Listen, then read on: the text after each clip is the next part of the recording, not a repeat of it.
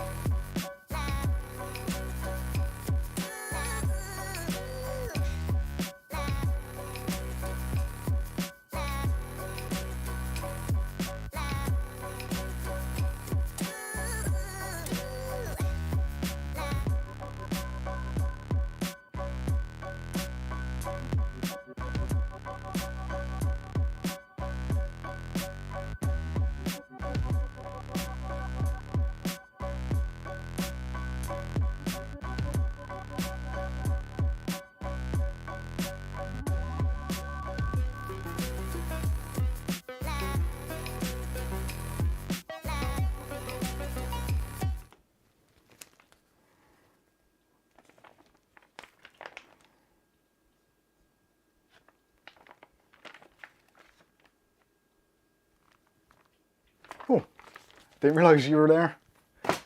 Giving away all my secrets from Computer Active. Damn it. Foiled again. Evening everyone, Mike here, Mikesunboxing reviews and how to. Happy Saturday night. It is Saturday the 23rd of April 2022. How you all doing tonight? Hopefully you're all well. Yes, tonight we'll be discussing MSI motherboards and how brickable they actually are, or at least how brickable they seem to be at the moment. Been lots of chat this week, especially on our Discord. People have been doing BIOS updates and they've been having issues and it's all gone very badly wrong. Nice cup of tea. And yes, it's not a good place to be. BIOS updates should be a simple thing, should be very straightforward. In fact, I've made a BIOS update video on pretty much most of the motherboards which are within sensible money in MSI's lineup using the BIOS flashback button, and also some that aren't using BIOS flashback. And I'll be honest with you, pretty much every single one I've done has been absolutely fine. I don't recall there being any one in particular which was a problem, apart from the X570-A Pro, which that board was just DOA. It didn't work at all, so that was that. But otherwise, they've all been absolutely fine. So yeah, people have been having problems. I'm not sure what's causing it. And I want to know what your thoughts are. MSI boards, along with Asus, are probably the top two that are sold these days, in my humble opinion. Obviously, if you disagree, feel free to let me know in the chat. That's what it's there for. This is, after all, a live stream, so get interactive, say your piece. If you think I'm talking out my arse, let me know. I probably will be anyway at some point, because it's Saturday night streams, that's what it's here for. But we will be being quite sensible as well, because obviously when you brick a motherboard doing a BIOS update, it's not a great deal of fun. It's all right for us on a Discord to sit back and kind of offer advice and that, but for a lot of people, when you're sat there on your jack, you've got your motherboard, you've got all your expensive stuff, and things are not going well, it isn't a great place to be. It can be very frustrating, quite upsetting, and people generally don't have much patience when it comes down to computers not working or losing money. I know I probably have been a bear with a sore head many times when I've been trying to do stuff with PCs. Kath would probably attest to that. Yeah, she's nodding over there, so yes. It's not a fun place to be. Now, the theory is, when you're doing a BIOS update for a motherboard, in my mind, you should do it before you start building the system. If I had £1 for every time somebody came to us on the Discord or actually in the chat on YouTube saying, my PC doesn't boot, I've got a CPU LED, what do I do? And it's like, okay, so what's the setup? And generally, it's a fully built system. I'm not entirely sure that might be where the problem lies for some people. It's quite possible.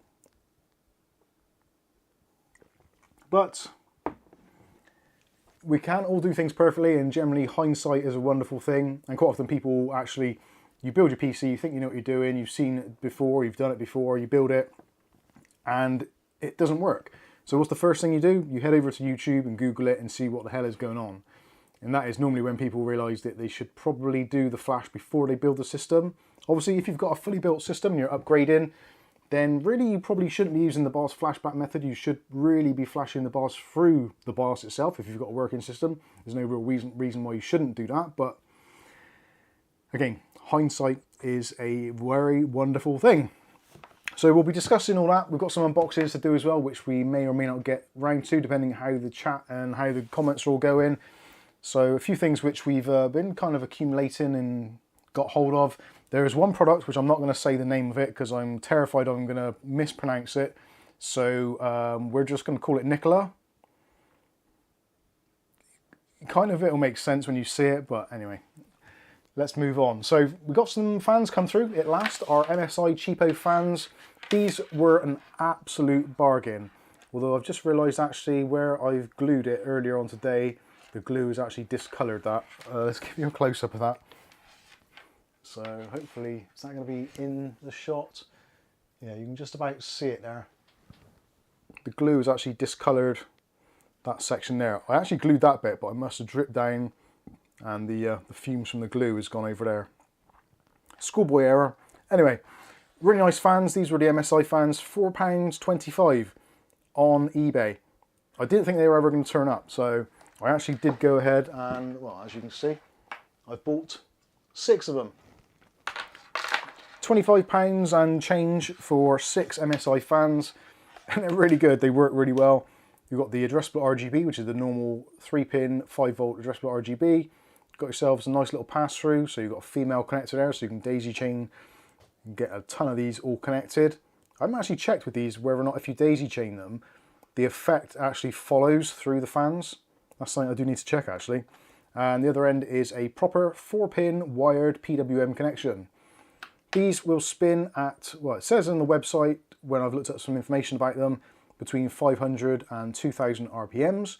Actually in testing today, which I've made the video today, these spin at somewhere between 300 RPM and 2100. At 2100 they're noisier than, well, noisier than Bob's butt cheeks tomorrow morning after consuming loads of beer after he's had his curry. Poor old Mrs. Bob. But yeah, they are quite noisy at full blast, much like Bob's arse cheeks. So yeah, anyway, we'll take a look at those a little bit later. Let's get back onto the main camera. Sorry, Bob, to blaspheme about your butt cheeks. Hopefully you don't mind. And if Mrs. Bob's watching, I do apologise profusely. Something's making a really weird noise in my PC behind me.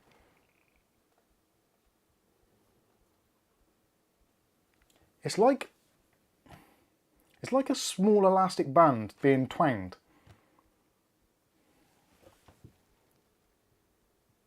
Let me get the microphone actually and see if you can actually hear it.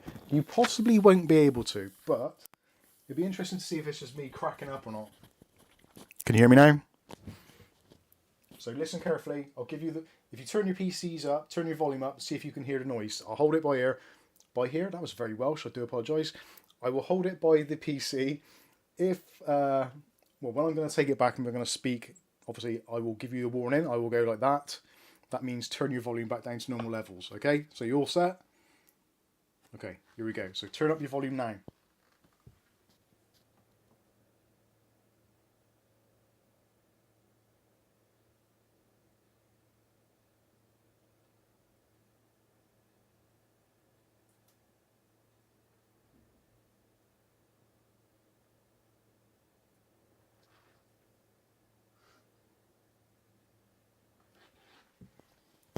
I'll give you a chance to turn your audio devices down.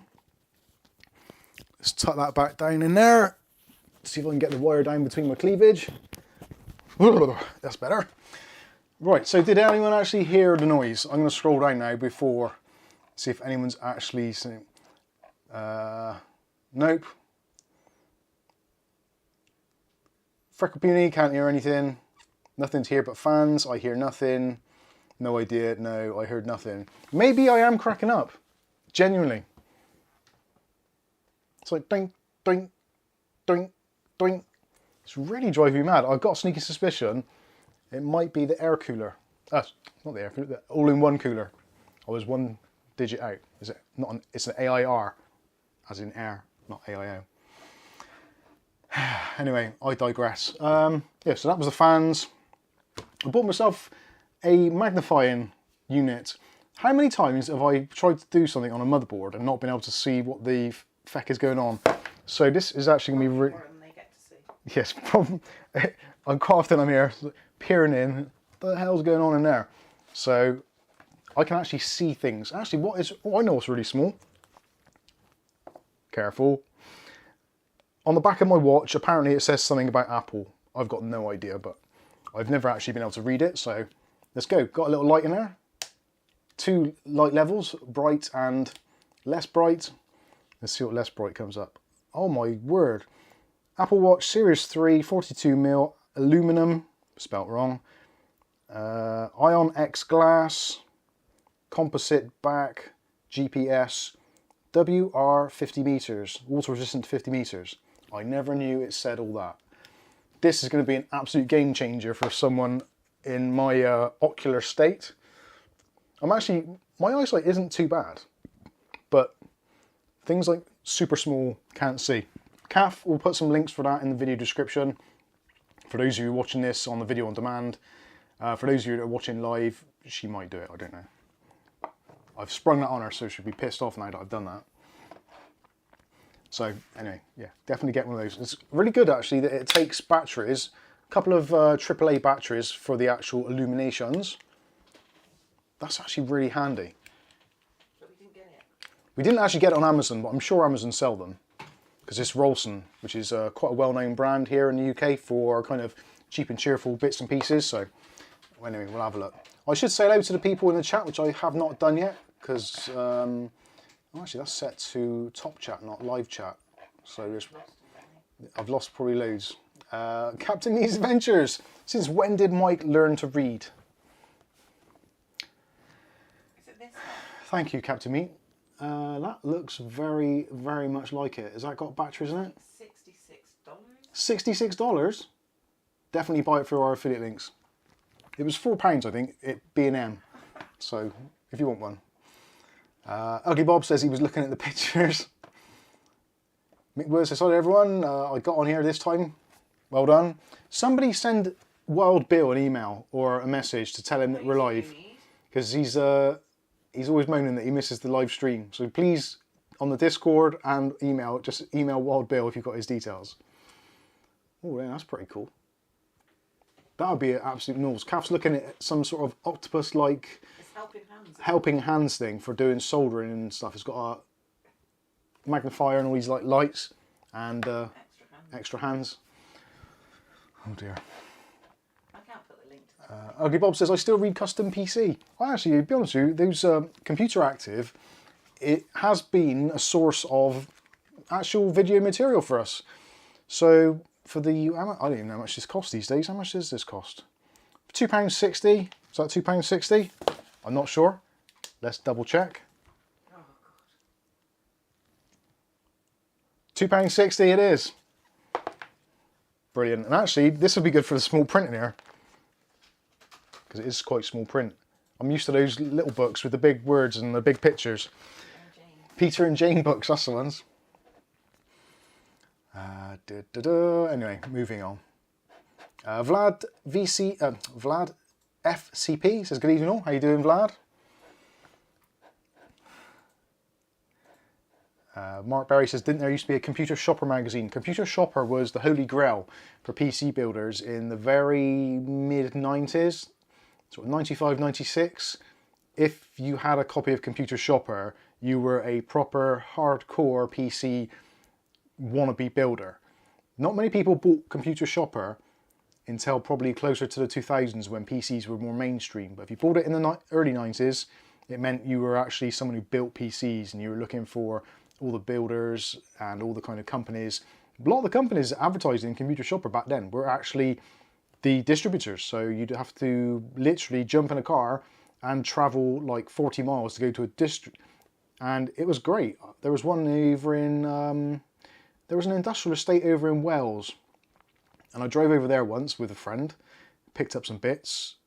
Ridiculous really, because we drove like 40 miles there, well 40 miles there, 40 miles back, just to pick up things like a floppy drive and maybe a CD-ROM or something. It was insane, because that was how computer shops didn't really exist back then. It was quite insane. And there was a really good one in Chippenham. I'm trying to think what they were called. Was it Database Computers? Got memory from there, didn't we? We did buy some memory there. It might have been Database, or is it 3D Computing, or? It's just up the road. I can't remember, but yeah, it wasn't too far. Bloody miles. Absolutely miles. Who else we got though? Lukey L666. I do love Asus BIOS, but not the premium I have to pay for Asus name. I'll be honest with you, I'm really beginning to fall out of love with Asus, especially their software. If you use their software, it should have like some sort of government health warning that this will increase your blood rate and blood pressure and stress levels. I've spent, I only made the video yesterday, so I should know this. I've spent approximately half a year trying to remove a piece of software off my computer. And I don't think that, I'm pretty sure I installed it the year before that, but I actually did a Windows upgrade from Windows 10 to Windows 11 on my PC. And I'm pretty sure it changed the dates for a lot of software when I did that. So the original installation date is basically the operating system installation date, but the software for the Asus Tough Gaming Mouse M3, which is actually a brilliant mouse, I love that mouse, but the software, it just did not want to uninstall. So there's a video coming out next week on how to uninstall stuff like that, which is very useful. Thanks to Brytech for the whatever. I'll move on. Mick Wood says I updated the BIOS on the B550 Gaming Edge and 2 B450 Tomahawks this week. No problems. I think 99% of people are fine with BIOS updates. It's the select few that have issues. Again, going back to what I said earlier, Asus and MSI, they sell an absolute truckload of motherboards. They really, really do. So considering how many problems there are, it's probably in the very low percentage rates. Like I said, I've only ever had one board which was DOA. The others, I'm not sure if I've had... Yeah, that's the only one that comes to mind, that X570-A Pro. I did have a Unify, B550 Unify, which had a very minor VRM issue, where there was like a coil wind that came from it, because they never tightened down the heat sinks properly, and because I kind of was a bit unsure whether I wanted to keep that board, I sent it back anyway. But the board itself wasn't too bad, I don't think. The Freckle Puny says, I just watched Linus Tech Tips video on how to build a PC in 10 minutes. It went flawlessly for him. Was that a live video? If it was, fair play. Paul Bakewell says, is PC Pro Mag still going? Apparently so. Oh no, that's not PC Pro. PC Pro is going as well. That was the other one I used to get a lot. I preferred PC Pro. Until it became an advert. Yeah, it did actually just become a long advert after a while. Every other page was an advert.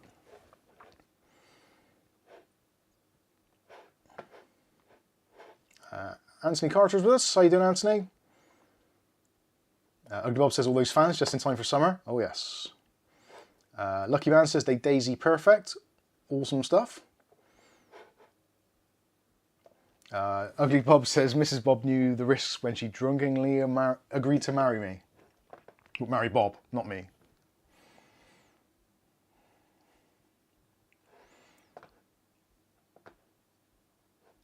Ugly Bob says, that'll be your G-string straining. I actually, well, I didn't ruffle then, but I did lol. I did too. Calf lolled as well. I did after. See me do it.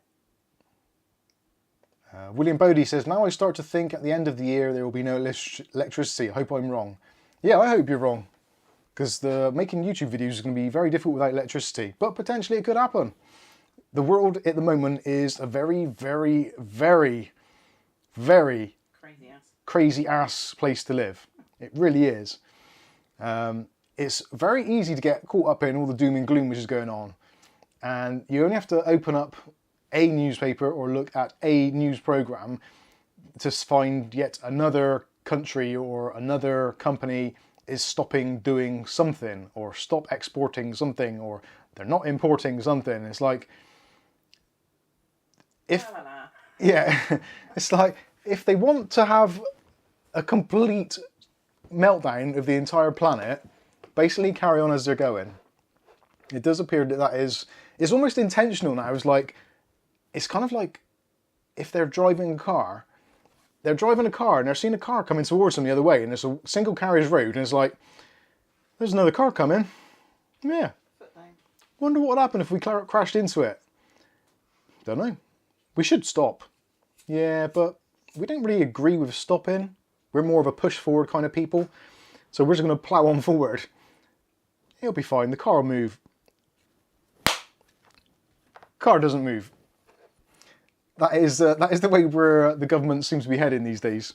It's just like a long distance car crash, which everybody else other than them can see happening an absolute mile off. You have to be like blind or just hidden under a rock to not see what is actually going on. One day they'll actually see for themselves if they want to, but I don't think they will.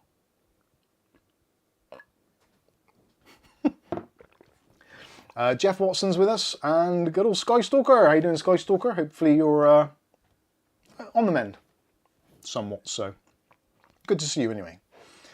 Ugly Bob says if he sneezes, that thumb will cut him in 3. I think that might happen.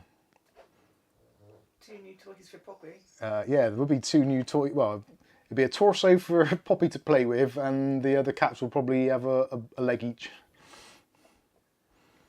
So that's getting down to, they've heard nothing.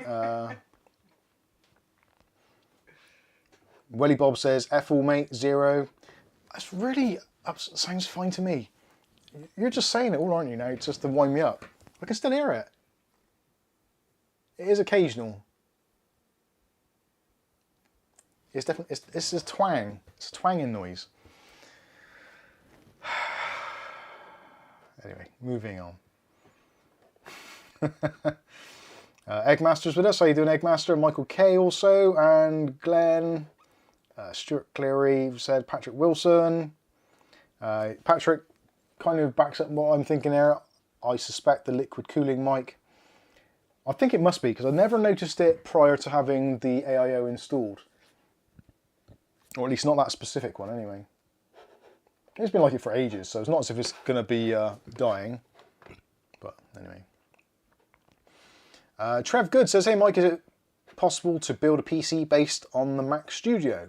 No, it's entirely impossible. Because the Mac Studio is using basically everything inside it is, well, other than possibly storage, is specifically very, very Mac. Like you got the, is it the M1 Max chip in there? custom motherboard, custom graphics, custom RAM, I think. SSD, I think, is a standard kind of one, I think. I'm not entirely sure. So no, that is definitely not possible. I wish it was, because I would make a Mac Studio straight away. Lucky Man says China and the R word are on about cyber attacking our... That goes on all day long, every day. There's always somebody trying to attack the internet. Doesn't... Angry Doge. Oh, Angry Doge, Cam says. You've got to go up.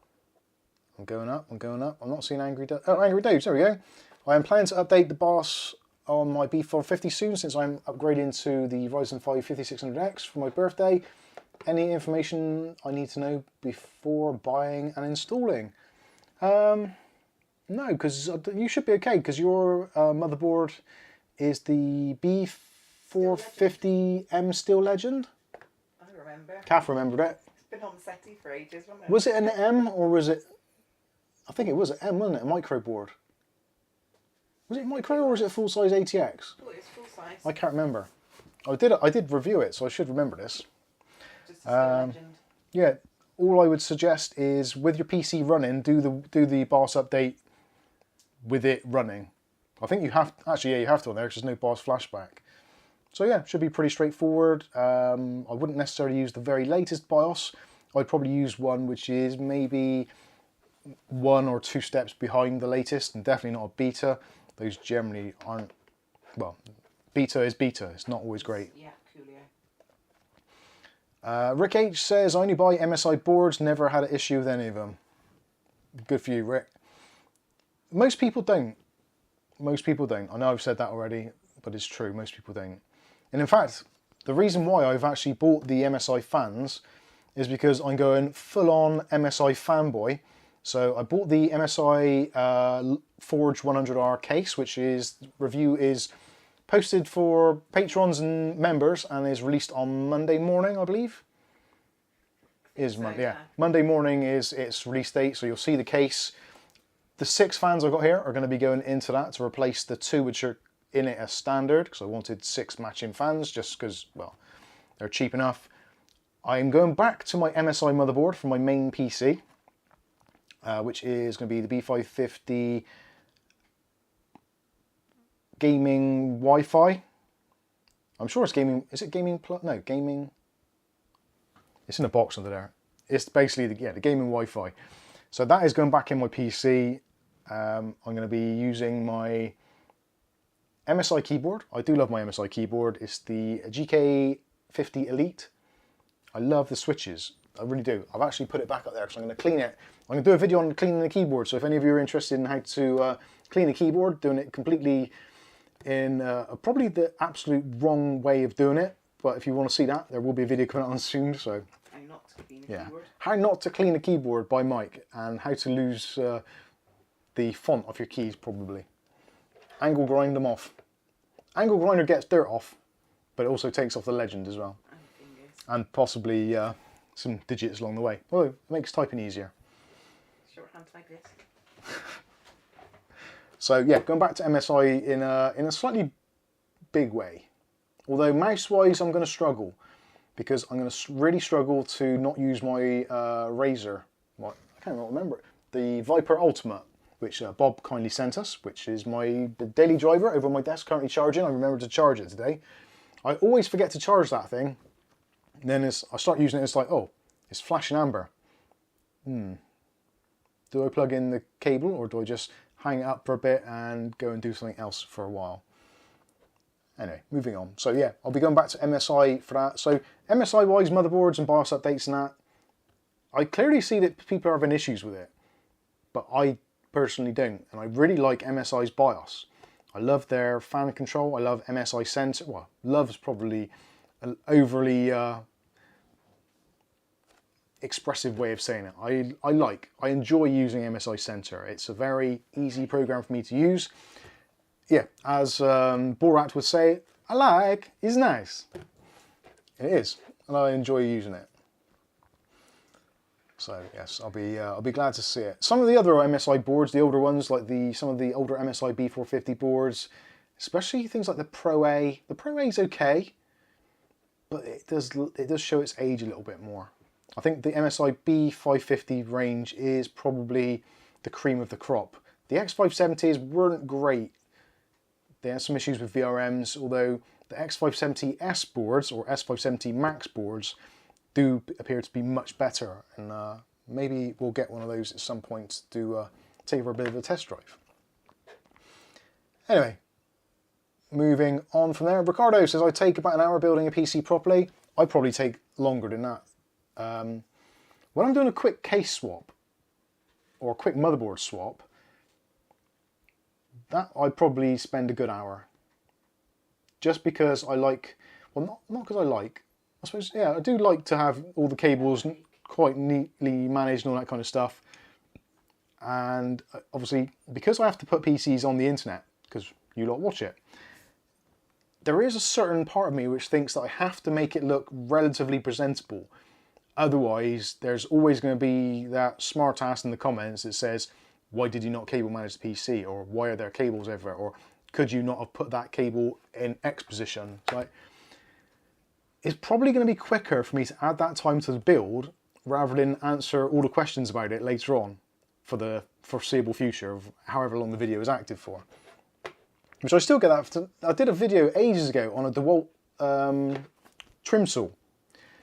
The amount of comments that I used to get on that, especially when it first came out, it was like, I was just doing a really rough job of making a planter, which actually I replicated this week, ironically, but if I had £1 for every time someone says, oh, you can get a design for this from Woodpree or Woodpricks or whatever it was called, it's like, I don't care. You've seen in the video, I was just messing around with my saw just to throw something together. It wasn't serious, it wasn't like a design project or anything, it was literally, right, I've got some pieces of wood, I'm going to build something useful out of it, using a saw for a video. That was what it was all about. And yeah, just the comments you get, and it's like, if you miss out certain things, and I think tools are the worst ones. There was another one I did, which was Chop saw. Yeah, that was the chop saw, wasn't it? The not circular, a chop saw. And there was two versions of the same saw. One had a double bevel, one had a single bevel. And I mentioned it in the video, and the amount of times that people said, is this the one with the single bevel or double bevel? It's like, it says in the part number, it says in the description, and it also says in the video. Stop giving me a hard time. Anyway, moving on. See, I'm scarred from those videos, I really am. Genuinely scarred. Waldo says, Mike, my AWD IT PC, that's a lot of digits, should arrive to AWD IT so the GPU can get replaced on Monday, and hopefully it's the last time I have to send it back after 3 times of returning it. Yeah, hopefully you have better luck with it this time. Fingers crossed. I don't think my emotional state could cope with it if you don't. Matthew Day says, I'd say in a BIOS update before changing is preferable to flashback.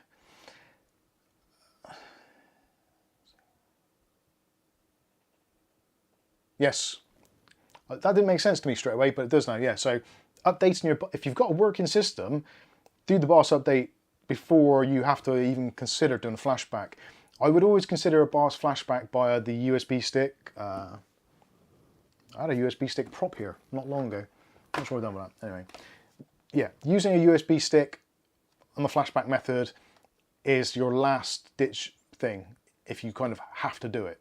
If you haven't prepared or you've bought a new system, you haven't got a lot of choice. But if you've got a working system, do your BIOS update in the BIOS. Try, if you can, not to do it within Windows. Now, I've done this before personally. I've done it for Gigabyte boards. I know I've done it for MSI boards. Not sure if I've done it for Acer as well. Possibly I did. I might have done for the Acer laptop. But doing a BIOS update in Windows is kind of... It's like putting a ladder on top of an ironing board. The ironing board itself you could probably stand on its own. The ladder, clearly you can stand on its own.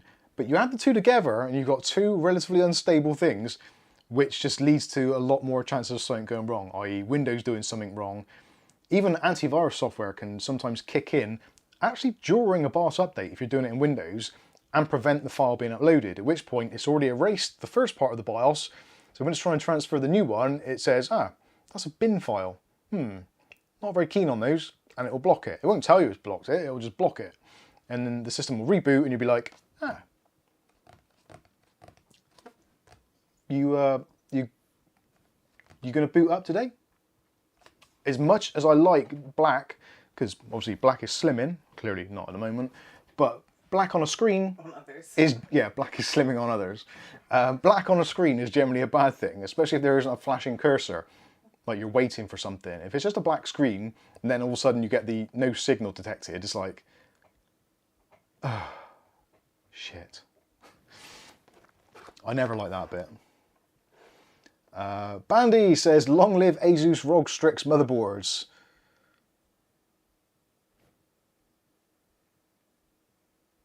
I'm not going to comment on that. I've had one ROG Strix motherboard and it died. I've got another Asus motherboard, which is my X570 Tough Wi-Fi, which is in there, which was problematic. No, sorry, not Wi-Fi, the non-Wi-Fi version. It was problematic when I got it. It didn't like some RAM with the original BIOS update, but yeah, I can forgive that. But I appear to have snapped off the PCI Express retaining tab for the graphics card slot. If anybody knows how to actually get one of those tabs out from an Asus board, I want to replace the bottom one and put it on the top slot, so I can actually remove graphics cards without having to get a long screwdriver. That would be awesome. Junior Thomas says, had an ASRock X570 Extreme 4. It was DOA, MSI and Gigabyte boards worked flawlessly. Awesome stuff.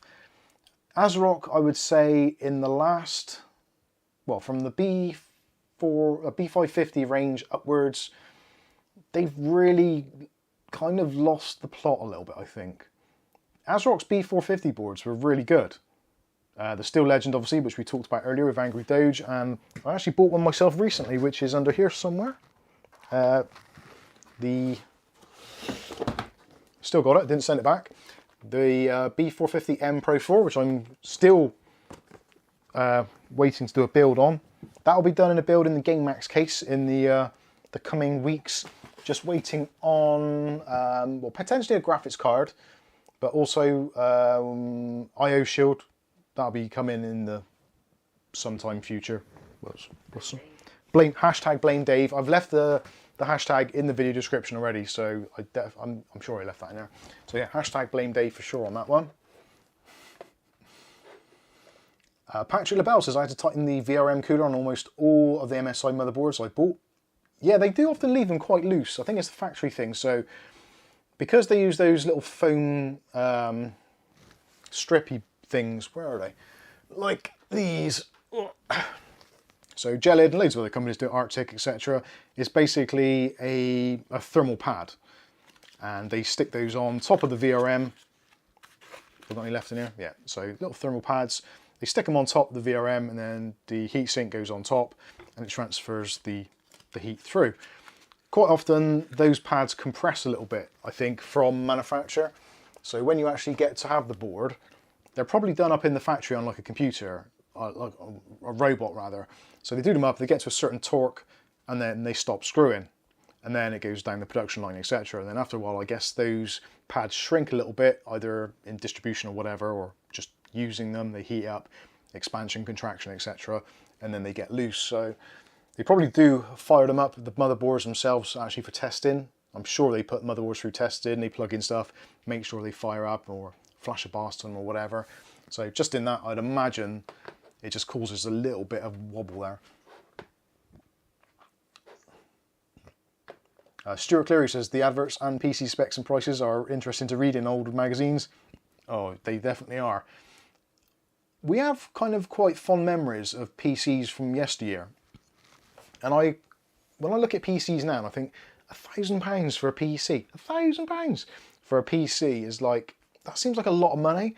But looking back actually at some of the PC magazines, and even from M Squared, the company that I worked for many years ago, even in the early kind of 2000s, late 90s, they were sending out their M Squared brochure and they were doing bundle PCs for about £1,000. So yeah, it seems that the prices always were quite expensive for certain things. Maybe we've just learned to be slightly smarter shoppers, possibly. Tristan G says, running an MSI X570-A Pro motherboard, no problems for over 18 months. Glad to hear it, Tristan. I was gutted actually that mine failed. I wanted to keep it as my daily driver. I'm sure I picked it up as a warehouse deal, or it was one of those kind of things from maybe CCL or Scan or someone, which was like someone's returned it and it was a lot cheaper. I'm pretty sure that's what it was. Or was it actually? No, because it was $149.99, I seem to recall. And I remember having to peel the label off of the chipset cooler.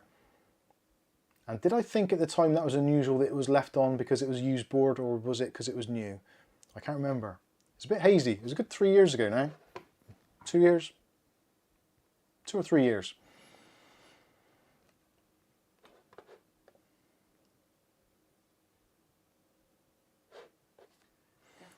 William Bodie says, Ugly Bob, is it me or do Mike speak he's native Bristol now?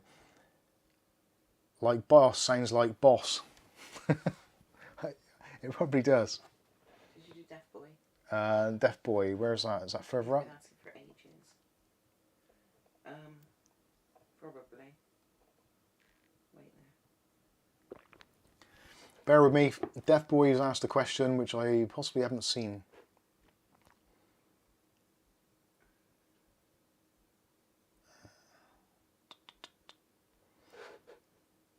Have I missed something? No, keep going down. Glenn says I bought 6 of those fans as well. Good stuff.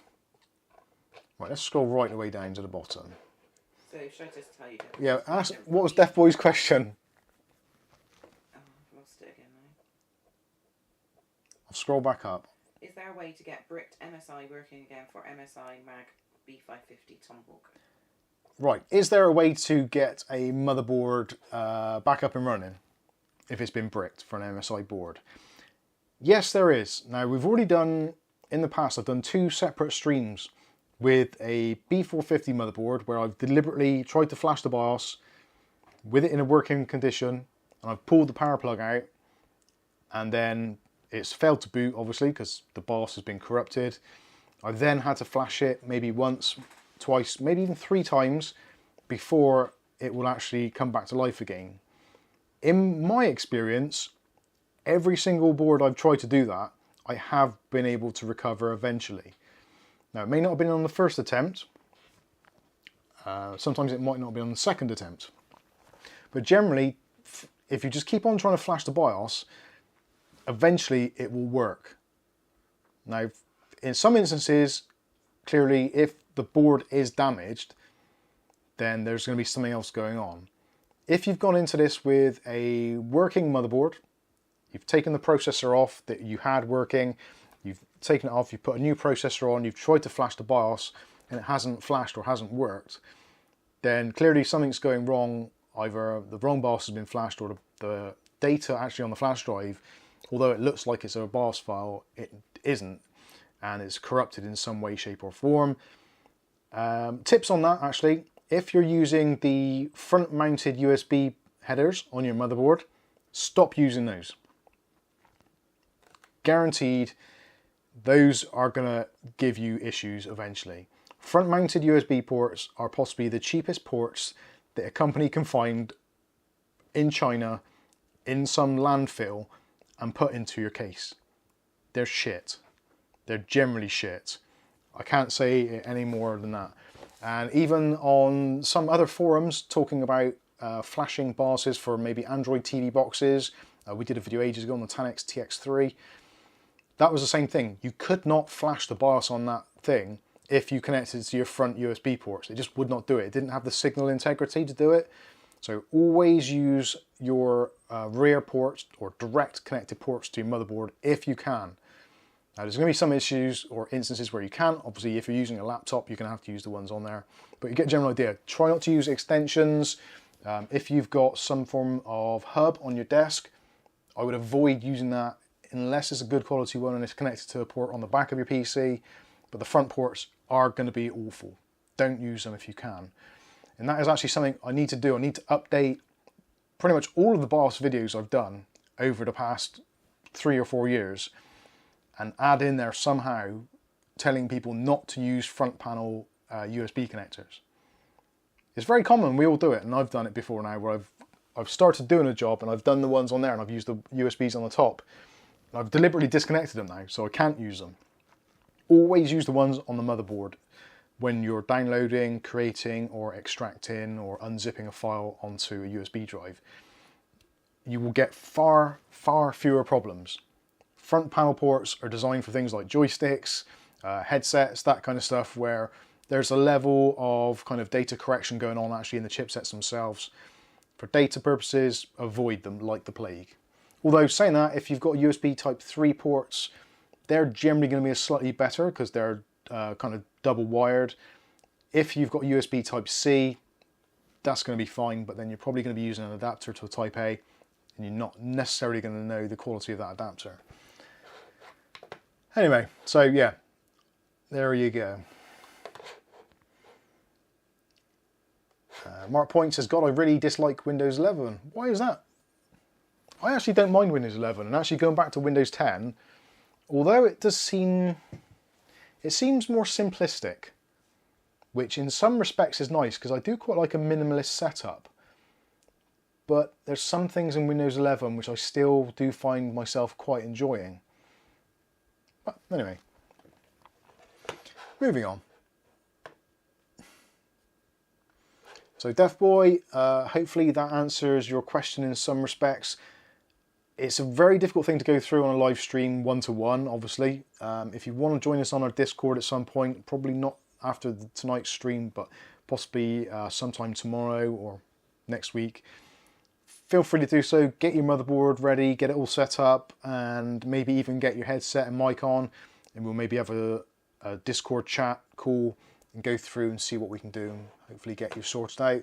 Alternatively, if you are actually in the United Kingdom, if you want to send me the board via the postal service, I will do my best to try and recover it for you. Obviously, I will cover the shipping back to you if you want to do it that way, if we can get it working, or I'll send it back to your manufacturers on your behalf, that kind of stuff, if you want to.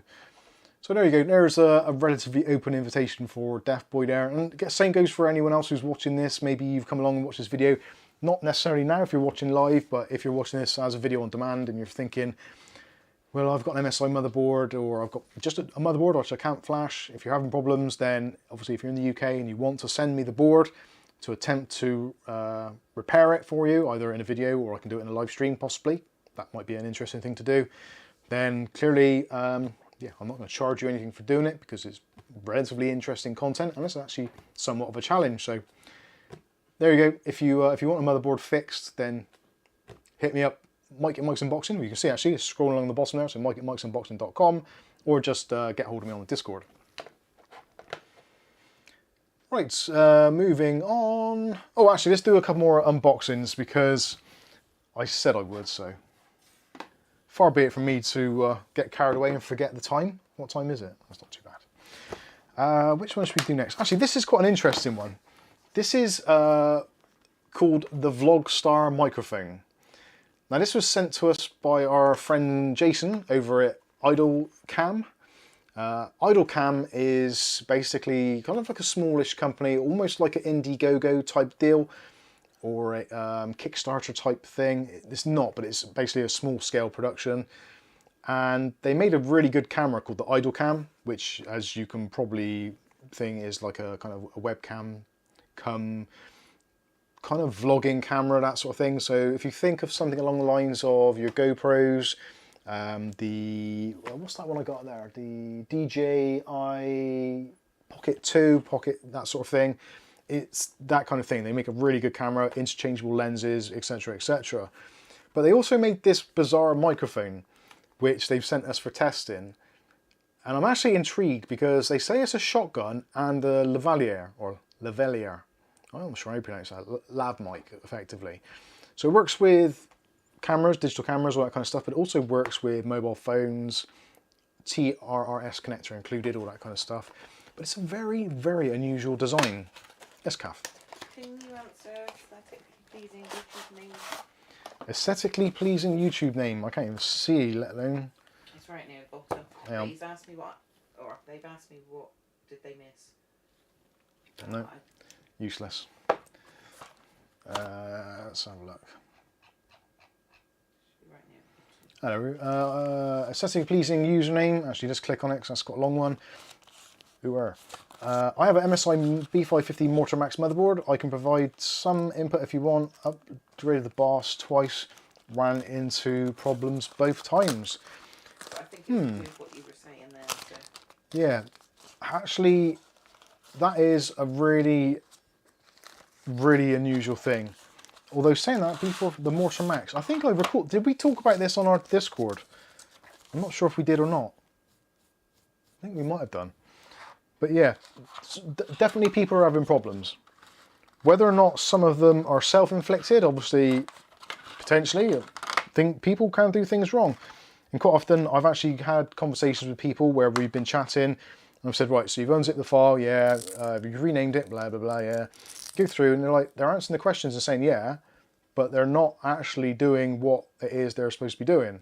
And I've done it myself, I'm guilty of it. I will confirm that. Many times she said something like, oh, I'm going to do this, this, and this. Is that okay? And I'll be like, yeah, that's fine. And then I'll go out in the kitchen and say, what are you doing that for? She's like, well, I just told you that. It's like, oh, okay, did you? Okay.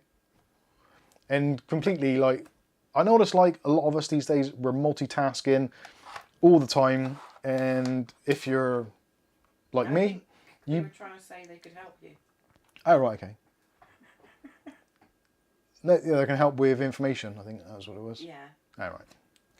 Yeah. So anyway, it boils down to sometimes you have to kind of almost step back, walk away from it from a bit, then go back into it and start from the very beginning and do things in a really methodical way, because I've done it before. I've tried to do something on Adobe Premiere and I've watched a couple of YouTube tutorials. I've gone back to my PC, I've done that, followed all the steps, I've watched the video again, it's like, well, why is this not working? And then I look at it and it's like, well, hang on, I don't think I've done that bit. And you go back, you do that bit, and then it works fine. It happens.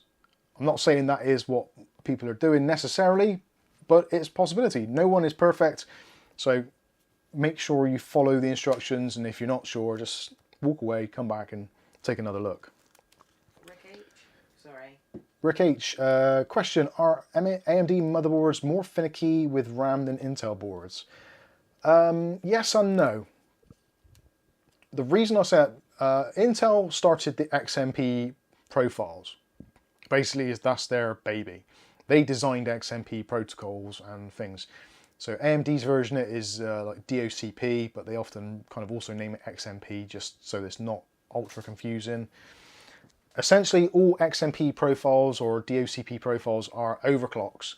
So DDR4 RAM runs at a native speed generally of either 2133, it then went up to 2400, then it went to 2666, and some RAM now, its default is 3200. It's slightly rarer, but that is its kind of default stock settings at 1.2 volts. When you apply 1.3 volts, or sorry, 1.35 volts, you can then overclock it a little bit more, which is your XMP profile. So because Intel designed those profiles, and also Intel processors don't necessarily support such high-speed RAM, it's easier for a Intel motherboard to hit its XMP targets than some AMD boards, because AMD boards basically kind of let you loose, and if you want to try 5000 megahertz, you can try it. It's unlikely to work, but you can certainly try it. Whereas Intel lock it down a little bit more, so it's kind of like you can have your default setting, or you can have maybe 2666 or 3000, 3200, pretty much is about it. So yes, technically it is easier for Intel boards, so they are less fussy. Whether it's down to a quality thing or a manufacturing thing, I would say is unlikely. It's basically just how it's implemented on the boards. Aesthetically pleasing is replied to you. I installed new BIOS for resizable bar, connected the rear USB and ran the M-Flush, but it didn't work. I had to use the recovery to install a new BIOS. I installed a new BIOS for a resizable bar, connected to the rear USB, and then ran... Right, yeah, connected to the rear USB, you have to do that. But what I'm saying is, for the USBs, when you're actually making or downloading the BIOS file on another PC or on that PC, don't use the front USBs to actually download the BIOS and unzip the BIOS and rename the files. Do all of that on one of the rear ports. Not necessarily the BIOS port, but one of your physical hardware ports on the motherboard. Wild Bill's with us. Wild Bill. Never lose it. Wild Bill. Sorry. Whenever I see Wild Bill, I always want to sing that. Damn you, Duran Duran, and your 80s licks. Wild Bill, I bought a Crucial MX500 1TB. Do you know, I'm going to go off topic here just quickly. I love it when I watch Indian videos. Now, this isn't racist or xenophobic or anything. Let's get that straight out there, because I love Indian people generally across the board. There's probably obviously going to be a few assholes, but for the most part, I like Indian people. I love it on the videos when they're doing specs for PC components, because most like American people and English people, and I would say probably to a large extent Europeans, Australians as well, most kind of native English speakers, if you see something that says 1 TB, even though it is 1 TB, you're more likely to say 1 terabyte, because it's an abbreviation. It's just obviously it's as a note. Like MB is megabyte. But quite often, because I'm not sure whether it's a language thing or whether it's just a societal thing or whatever, but Indian people, when they're doing reviews, they always say it is 1 TB or 64 MB. They never say terabyte or megabyte. It's very rare that that happens. So when I read that there, it says MX500 1 TB. Just, yeah, I had thoughts of our Indian brothers there. Anyway, moving on.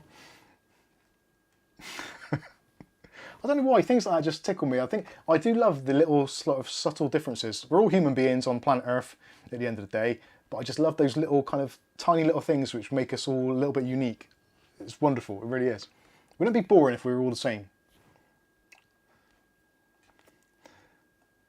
David Thompson's mate calls it. I've seen that. David Thompson's mate calls 1 TB 1 gigabyte. Excellent. Oh, Aesthetically Pleasing YouTube name says, I won't do that away. By the way, I am Indian. Awesome. Even better. Smiley face as well. Yeah, genuinely, our Indian... yeah. At the moment, if you're in India, if Boris is still over there, can you please keep him? I'm sure you could find some use for him. Because we're struggling to find a use for him, to be fair. I'm not saying that any of the other candidates are any better or any worse. I'm just saying that they're all useless, so please keep them. Anyway, back to Wild Bill. I use the Crucial Storage Executive. The M.2s are fine, and you can utilise the utilities, right, that's hard work, on the program, but the MX500 has a firmware error, so CSE can't be used. Strange. Is it giving you the option to update the firmware, or is it currently on the latest firmware? I don't think on Crucial drives you can actually downgrade the firmware. You might be able to if you get hold of Crucial technical support.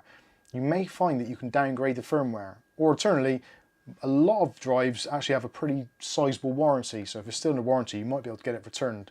But if it's not bothering you, then I wouldn't worry too much about it. But yeah, if it says it has a firmware error and it's a 1 terabyte drive, which probably is going to be costing you somewhere in the region of somewhere between sort of 70 to 100 pounds, it's quite a sizable investment.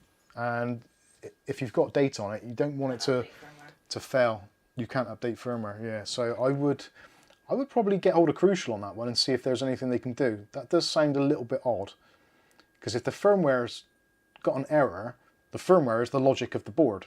So it's kind of like the firmware is like the gatekeeper for the drive. So if the firmware can't initialize, or there's an issue with the firmware, potentially you lose all your data. Well, you don't lose it because it'll still technically be where it is stored, but the firmware won't be able to initialize the drive to say, right, where are we today? Oh, lookup tables, yep. RAM cache, yep. All this stuff, yep. Everything excellent working. The drive works fine otherwise. So yeah, I would be somewhat concerned if it was a main drive with important data on, or anything which would be kind of annoying or bad to lose. But anyway, sorry to hear that. I did see there that it says, but other than that, the drive is fine. I'm still, yeah, if you're happy with it, awesome. I probably would be considering some type of RMA. Marco says front USB and beta BIOS equals highway to hell. Highway to hell. Getting musical tonight. No copyright strikes though, because I'm so out of tune. It's scary. It really is. Tristan's off. Tristan, cheers, Tristan. Right, go back to your microphone. Sorry, I interrupted you. Oh yeah, back to the microphone. Let's get rid of that a minute. I just seen there that Lucky Man says, "Lol, I should have the front panel pins on, totally wrong pins, miles away." Then wonders why the PC won't turn on. We've all been there. We've definitely all been there. I'm not sure if I've actually damaged the motherboard by doing the pins wrong. I know I have on a floppy drive. You've probably all heard this story before, but I'd say it again. I built a PC for somebody. It was so long ago, obviously, we were installing floppy drives for a start, so that gives some idea of the time scale. I think it was when George was a baby. It was 1997, 98, I think, possibly 98. Might have even been 99 at a push. Because I'm sure George was a baby. It might have been 99, actually. Yeah, floppy drives it would be. 1999, I'm pretty sure it was, just before the Millennium Bug. We were building a PC into a relatively large tower case, and it was a AMD K5 550 3D Now. So that is how old it was. It was a K5 processor on I think it was a socket S. Was it socket S370 back then? Or was it socket A? Can't remember. Anyway, it was a really old AMD socket. And we had a floppy drive. It was all plugged in. And it was like, it's fine, don't worry about it. There's a little bit of extra cable on there, because floppy cables had like the main cable, then they had another ribbon coming off, which used to be for the old 5¼ inch floppies, which was a different type of connection altogether. A little bit larger, and used to take up a bit of room in there, and especially when you had a floppy drive and a hard drive all sandwiched in together. So it was like, let's make that look a little bit nicer. So I said, that's right, we'll just cut the cable off. We don't need it, it's fine. PC was still on, I believe. And I just got my penknife out and I went down the ribbon cable. And the PC went pop and turned off. And I blew the power supply. And it was a PC that I was building for somebody who was actually a supervisor of mine at my job at the time. And it was like, okay, I'll have to order you another power supply. I'm sorry about that. And that was a horrible thing to have happen. Yeah, because we just had George. We were absolutely skint, which is why I was building PCs on the side of doing my normal day job. Yeah. We literally didn't have a pot to piss in. And I just killed a power supply. We did have nappies to piss in, to be fair, yeah. And I was hoping, because the guy wasn't paying me to build the PC, I was basically doing it for the love of it almost, because there wasn't any money to be made in it back then. And I was kind of hoping that he was going to turn around and say, look, don't worry, you're building a PC for me, I'll buy another power supply. I think it was only like 20 quid anyway, it was a cheap power supply. But he's like, okay, no worries then, yeah, let me know when it's finished. So I was like, so not only did I basically ruin the PC build that I was doing, which hopefully I was going to get rid of because I had all these boxes in the living room and we just had a baby boy. Yeah, it was not good. Anyway, moving on. So what was I talking about? Rubbish, I expect, normally. Oh, I know what I was going to do. I was going to try this microphone out. Oh, sorry, can you just go back? Oh, Kath says I've got to do something else. Hang on. Whoa, whoa. Easy. Aesthetically pleasing again, sorry. Aesthetically pleasing YouTube name. I do like that. That is good. I would like a recommendation. Okay. Planning to buy a set of fans. What would you recommend? Arctic or Corsair? Have Arctic, Freezer, Esports. And the next one, just for lols. The last one. Okay.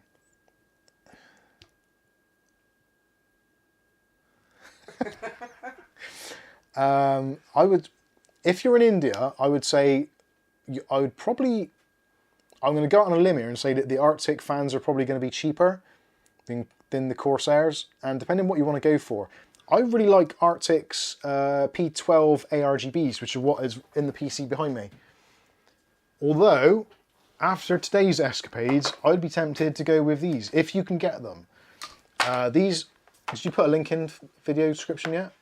No. These are MSI's APA 1225 M12 is the part number. And let me, I wouldn't actually, have a Kath will eBay probably account put it in for- there. I wouldn't have an eBay Oh, account not for India. Do a I search can do it for the on eBay. Is it ebay.in for India? I'm not even sure. I'd know where eBay was. You know where it is. Go to eBay, type in APA, so that's Alpha Papa Alpha, 12, 25, M for Michael, 12. And that is the model number for these MSI fans. Itchy ear roll. Tested them today. They're, I would say, considering how much they cost, over here they cost £4.25 each, which is just ridiculous. Absolutely ridiculous. And I would say they're not a million miles off the Arctic ones. They're normally supposed to be about 15 quid a piece, but which is about the same size as the Arctic ones, or same price as the Arctic ones.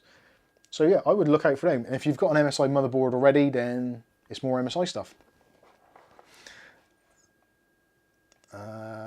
Alright, aesthetically pleasing YouTube name. Yeah, MSI fans, technically MSI fans aren't available here. These are OEMs, so you'd have to search for them because they don't advertise them anywhere. So you have to search for them. Alternately, I would say, yeah, the Corsair SP120 Pro RGBs, they're really nice. I like those a lot. Very flexible, but you do have to then kind of go down the IQ route for software. If you don't mind IQ, then that's absolutely fine. Or if you're going to control the RGB in some other way, then certainly do that. The only thing is with the SP120 RGBs, obviously you have to get the core node as well to connect it all up. So it just adds a little bit more complexity, but I suppose you'd have to use a hub of some sort if you're using plenty of fans. Aesthetically pleasing username says, oh, you killed a PC, I have killed a server, an Amazon data warehouse server. Suffice to say, I was banned from working at Amazon. Oh dear. Lucky Man says, one of my MSI fans clicks and have to run at 20%, but the rest are fine. I think I said it earlier, I'm not sure if you caught it, but mine was clicking. And it turned out the click was this leg. Here, there was a clean break down this leg. And because of the rotation of the fan, I'm sure it was just the flexing of the actual hub, and it was clicking there. And I could almost touch it, and it would stop doing it. I actually glued it in the end, but I did test the other fans. They were absolutely fine. Actually, in the review I've done for these already, I thought the clicking was just part and parcel of ball bearing fans, which I have heard before. They're obviously not going to be as quiet as hydro bearing fans. But after I tried another one, after I found the break, and it was even quieter. So look out for a break in the plastic.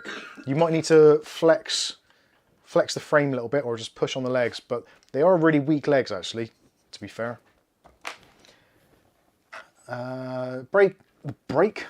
Blake Ancliffe says Signal RGB all the way for lighting control, and Jason's done a video on it about a universal fan controller that looks to be the bomb for fan control. Someone sent me a link earlier, I think that was Lucky Man actually, about some fan control software, so I'm going to look at that.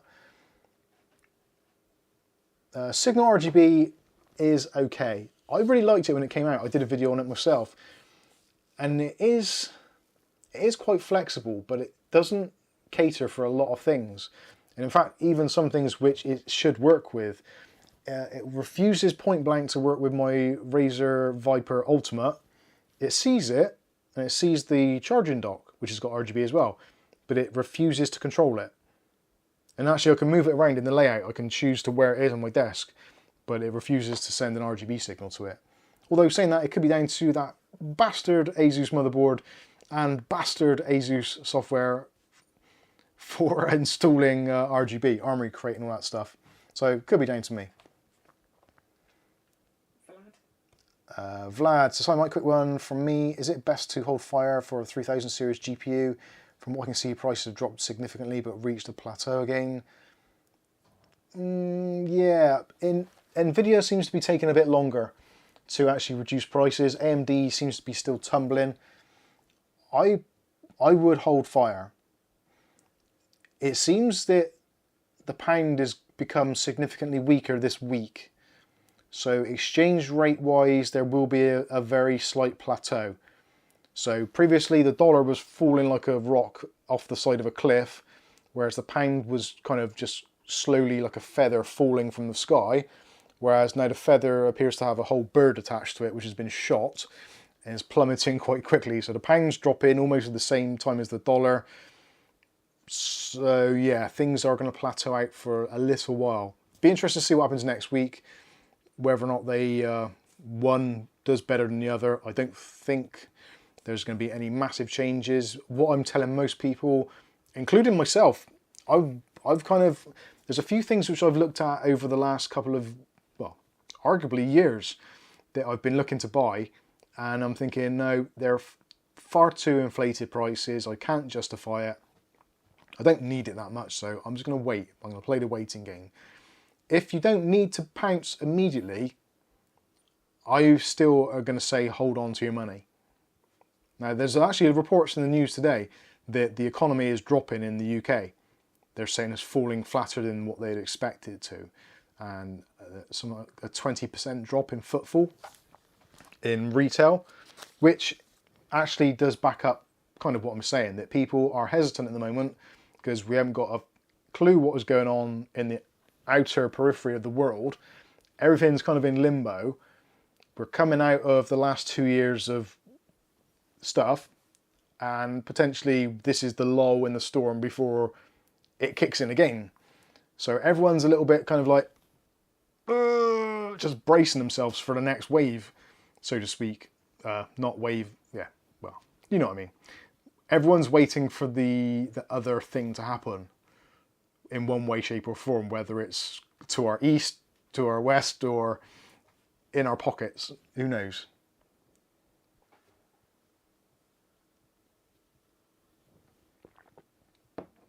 So yeah, personally, hold off. Don't spend money unless you absolutely have to.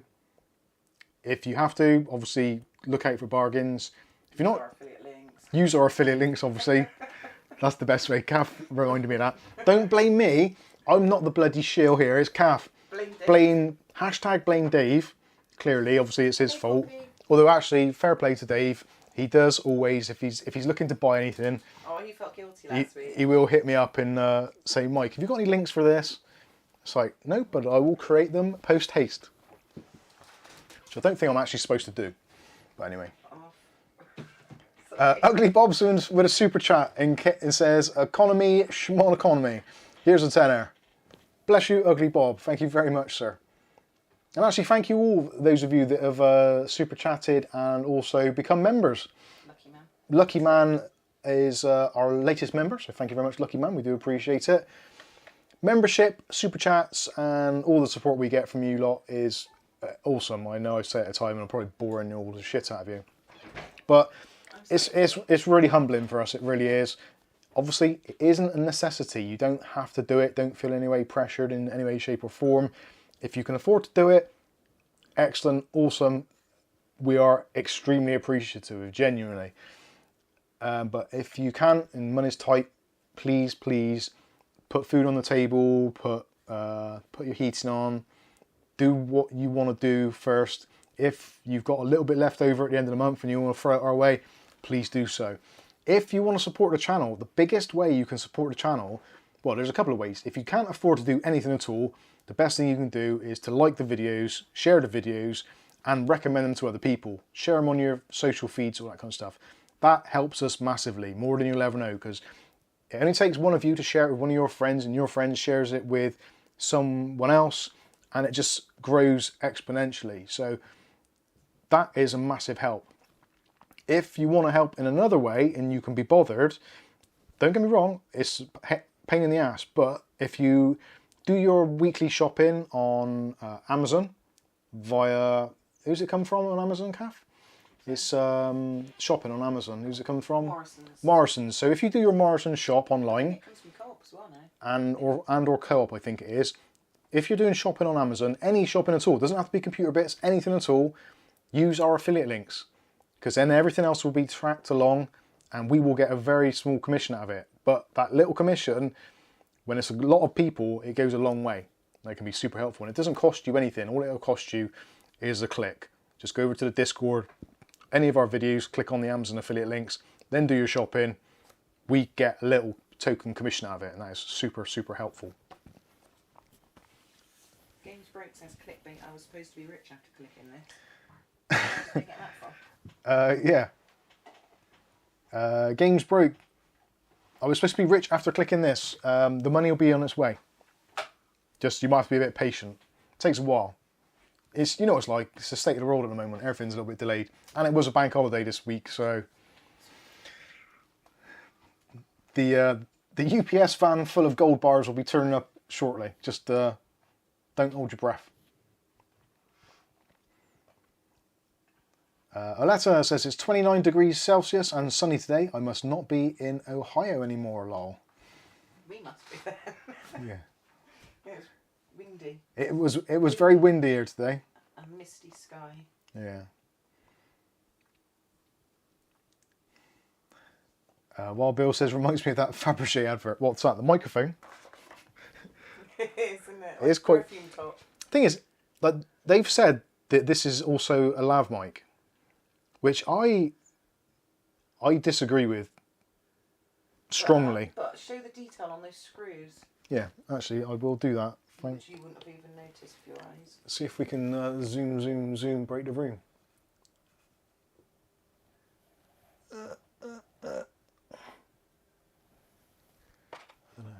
Is that on the camera? So, I'm not sure if you lot can see this or not. It probably is in focus now. The attention to detail on here is insane. Even the 4 screws which hold on that top plate are actually star-shaped. You can't see it. There's a bit of a delay on there, so... It looks like it's in focus. It says it's tracking it. Yeah, it should be in focus. You see it now?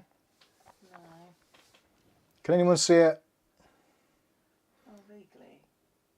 It just looks like little dots, to be honest, on there. So, anyway.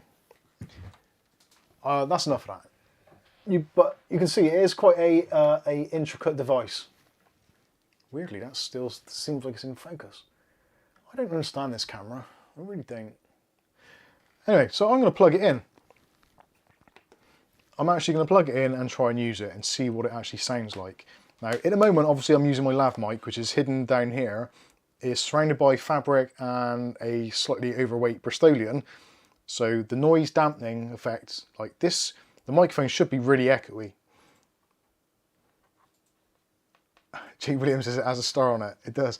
Put your magnifying glass on it. That's fine for me, but then you guys won't be able to see it. But can't you look at it through the camera on the magnifier? Trying to focus a camera on a magnifying glass and... No. Just no. It's not going to happen. I'm not doing it.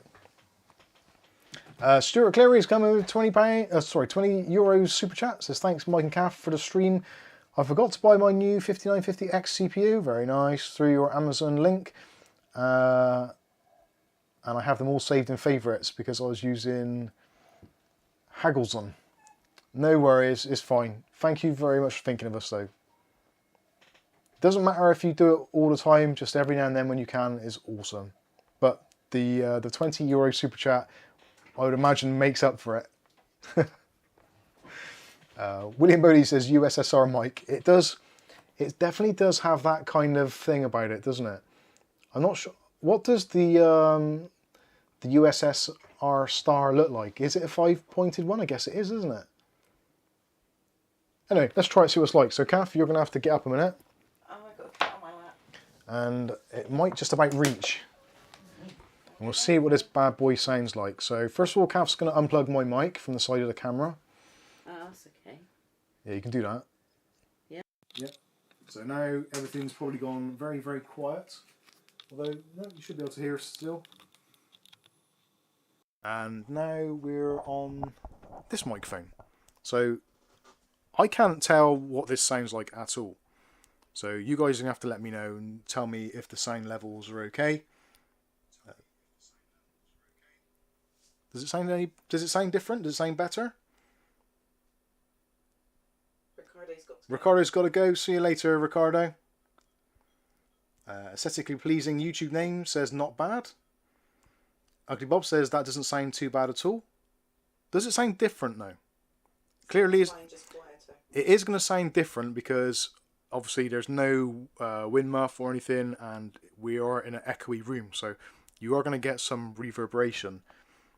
It's a little different, but clear sound, decent, sounds similar. Okay, excellent quality, says Nick Barnes. Aesthetically pleasing YouTube name says no gulag for the designers of the mic. Really random view says yes, it's slightly more open. It is going to sound different because it's not in like behind my my t-shirt, etc. William Bodie says it's missing some bass. There is definitely a cutoff point of, I think, if I recall, it was something around the 50 hertz mark. Now the Boya mic, I think, goes down to about 30, maybe even 20. So you are going to be missing out some bass on this, which is something unfortunate. So Willie Bob saying better mic, just quieter. So yeah, it probably is. Well, Stuart says it's slightly less clear. That's interesting. Okay, so anyway, you get an idea of what it's saying. Oh, actually, I know what to do. I want to see what the sound reaction is like, because they're saying you can use this as a lav mic. So the pickup pattern is from the star side. So if I turn this round, you're probably finding now you can barely hear me, or the sound you're hearing is basically what is being bounced back off of Kath's front lady bits back into the microphone. So potentially that might be happening. She's laughing. I don't know why you're laughing. It's your lady bits getting in the way of the microphone sound. It's reflective sound, so yeah, muffled. Okay, so it should sound differently. It should sound much clearer this way round than if I turn it round. So now it should sound completely different. Is it sounding completely different? I would imagine it would do, but it is going to pick up on other muffled things. Aesthetically pleasing YouTube name says the rear has more low mid-range sounds. So Nick Barnes says when it's closer to the mouth it went loud, but now it's gone muffled when turned around. So yeah, so they're saying that it should be an omnidirectional microphone, but clearly it isn't omnidirectional. It's a cardioid pattern, so it's aimed. The star bit is aimed towards me. So the closer I get, the louder it's going to be, and it's going to sound clearer, etc., etc. Obviously, that makes sense. So if I have it as a lav mic, I would have to wear it kind of there, where my lav is, or my other lav mic is. So now, what's the sound like now?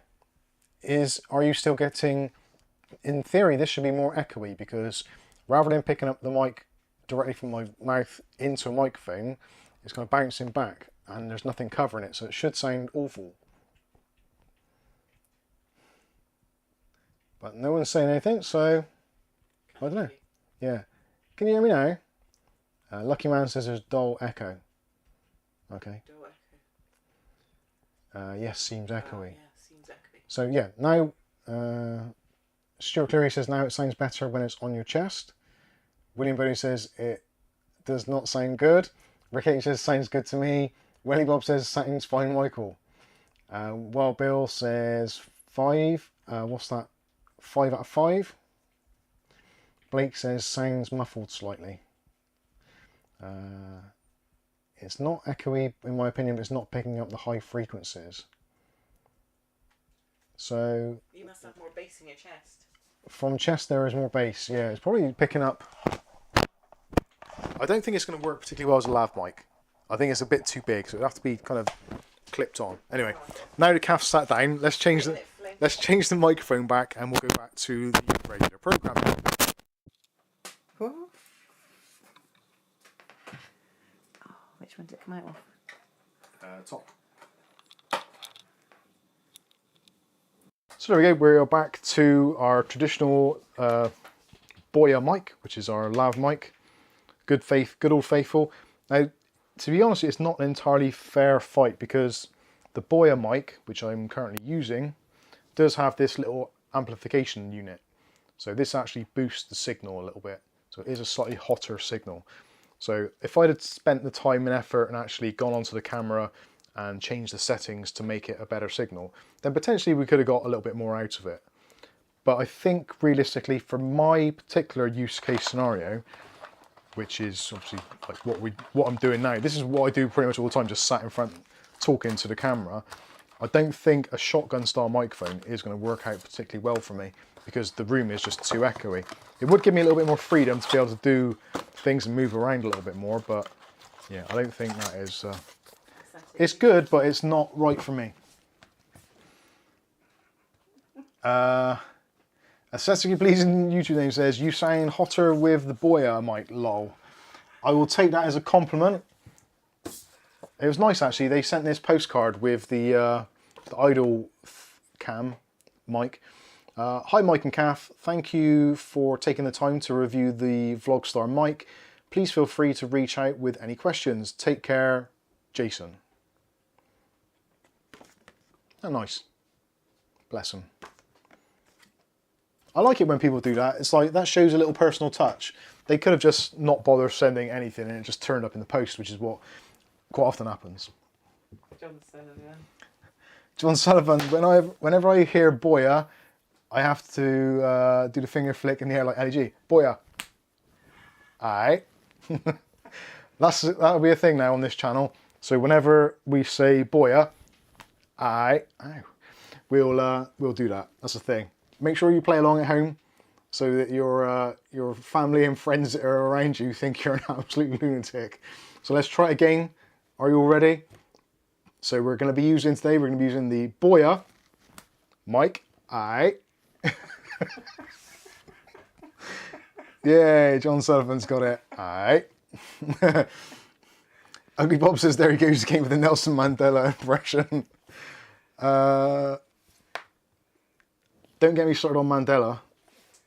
We'll talk about the Mandela effect. I love the Mandela effect. That is some cool shit. But I don't think I'm allowed to say that because it's a thing that isn't a thing, apparently. Right. Oh God, oh no, that's taken a really bad segue into my next product, but it's not. Nice. Stop. Stuart Cleary says I nailed it. Nice one. Practice. You can get it pretty much every time. You can tell what I spent most of my 20s doing. Pretending to be Ali G. Right. Actually, let's have a look at something else. So this is something which young Bobolopoulos has sent us. Check it. I is here with my main man, Mikesunboxing. Oh God, don't get me started. See, I'm not sure. I would quite like to do Ali G impressions, but I'm not sure if you're actually allowed to do it.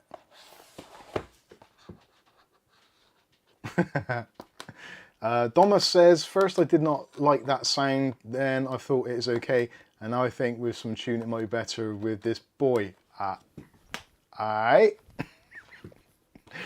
Oh dear, I'm going to have to start wearing a baseball cap or something soon, I can see it happening. And possibly some yellow glasses. You got some in your DO. I have. John Sullivan says, be careful, you might get cancelled. Well, if you're going to get cancelled for something, you might as well get cancelled for being Ali G. He's hilarious. That keyboard looks like it would feel horrible, rubber dome. Oh, I'm not too sure. It's not very easy to get into, I'll be honest with you. So this is the Logitech multi-device K780, which is allegedly compatible with Windows, Mac, Chrome OS, Android and iOS. Now that is actually quite good because I have most of those devices here, other than the Macintosh, which I haven't got, which I would actually like when it one day. Quite possibly, Stuart.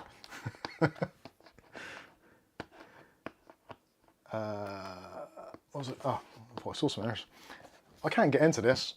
I'm struggling. I am genuinely struggling. They put some actually strong tape on here. Now, I think there's a reason why they put super strong glue, sticky stuff on here, because this is actually really heavy. I was surprised actually how heavy it was when I picked it up. It is, it feels solid. It feels like I've just picked up like a Bible or something. You know, something like really heavy, like a dictionary or Encyclopedia Britannica. One of those like proper heavy books. Bob uses his with his Windows laptop, but also with Android phone and works iPad. I don't think it's his works iPad, it's his own. It's your own iPad. That's the iPad you take to the toilets for your toilet break. So Ugly Bob, yeah, he says I use mine with my works laptop and also Android phone. There's a lot of me's in there. Excuse me, that's because he's up north. All keys are compatible with Android. Pressing Windows brings up the app drawer. I can't believe this sticky stuff is stickier than hell. I need to actually weigh this. So basically this is, it uses the Bluetooth. It also uses the unifying receiver. So if you've got other Logitech products, you can actually see if they'll unify. And actually that's something interesting because I've got this Logitech mouse and keyboard, which is the MK780, I think. I can't even see the box. Can you see that in there, Kath? It's just out of my my range of vision up there. She's gonna have to go into phone mode on her phone now and zoom in. Is that me? Yeah. Do what? To see what the make that Logitech is up there. I think it's the K780, is it? Ooh, now that is a solid piece of kit. Now this is where Logitech have gone to the Apple Design Technology course and they've made a product which actually looks the bomb and actually feels pretty substantial. Ooh. Oh, I hate that. Your camera's facing your face. It's horrible. So that is an impressive beastie, it really is.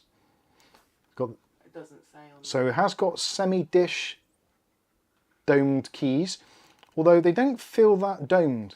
I think if I had to measure the kind of the drop on them, I would struggle. It's kind of 0.5 millimeter, if that. Is it aluminium? The main deck, I believe, it does sound like it.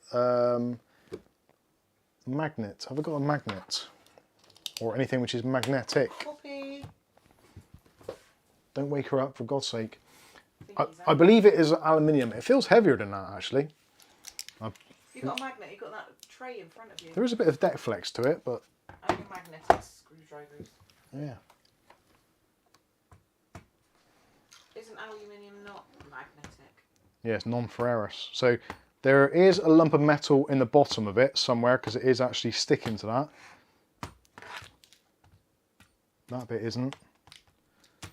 Oh, yeah.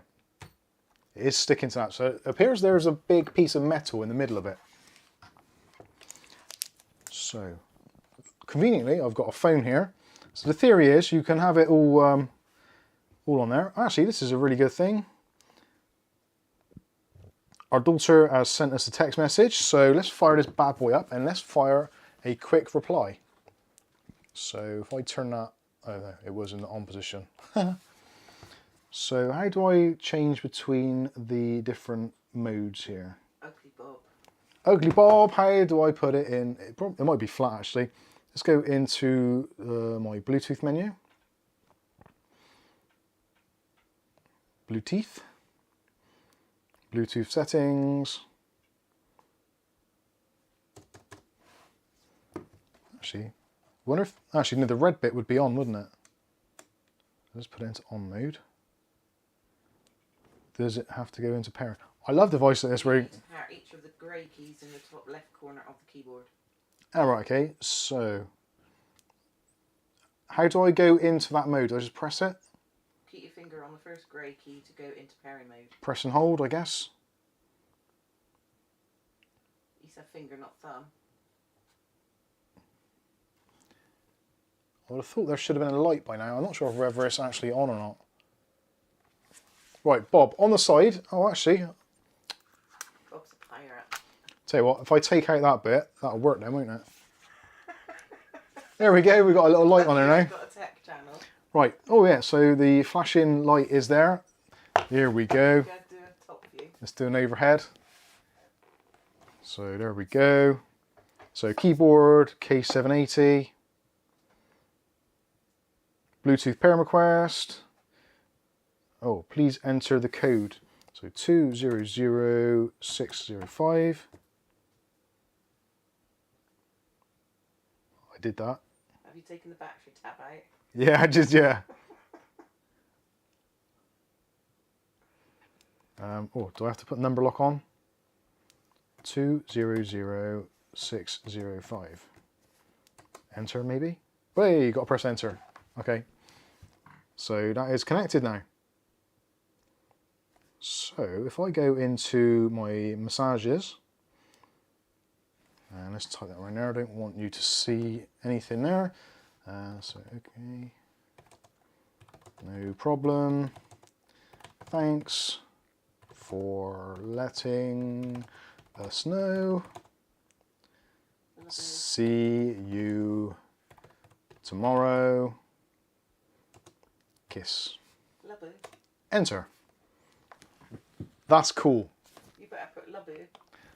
That's actually very cool to be able to actually type on my phone. And of course, if it was a tablet, it would be even better. I might have to buy an iPad. I've actually always wanted an iPad. I might buy an iPad because that would be actually much easier to use whilst out in the garden during those summer months to answer eBay questions.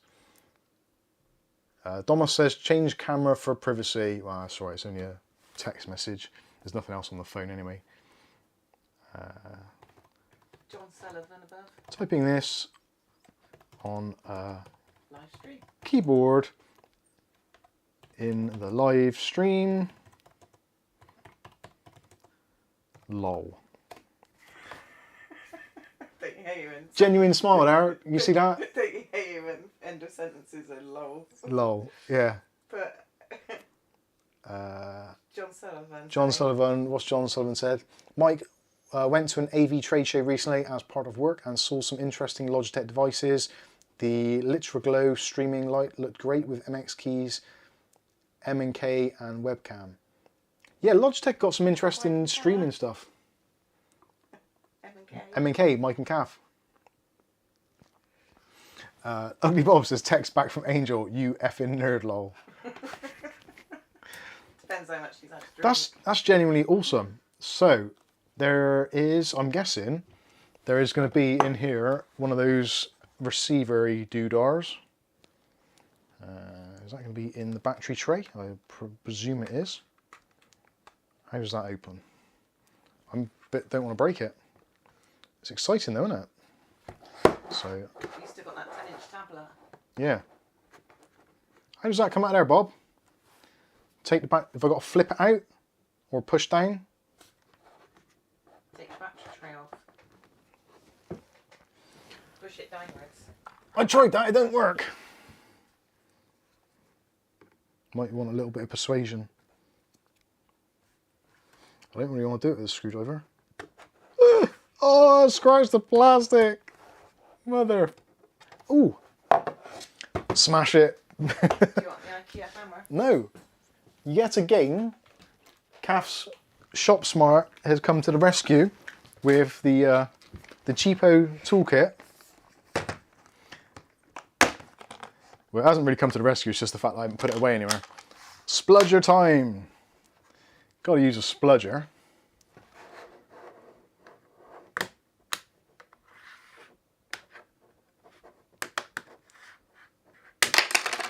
Ta-da! Spludger time and no more damage. So there's the unifying receiver. And it comes with Duracell batteries. Ah, talking Shop Smart, show your latest. What's that? Oh yeah, talking of Shop Smart, latest in fashion. It's me new joggers. They're awesome. They were cheap. Kath. I was a bit worried there. I might have shown a bit too much pubes. Let's plug that in there. So in theory now, I guess, can I press number 2 now, Bob? Press number 2. Press and hold. O'Reilly's in. He's away visiting family, watching from a hotel internet, and why YouTube has auto quality to 240. I don't know. Should be okay.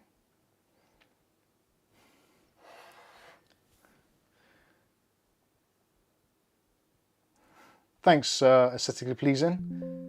I have no ass. That's never been said before. How do I pair number 2? And hi, O'Reilly.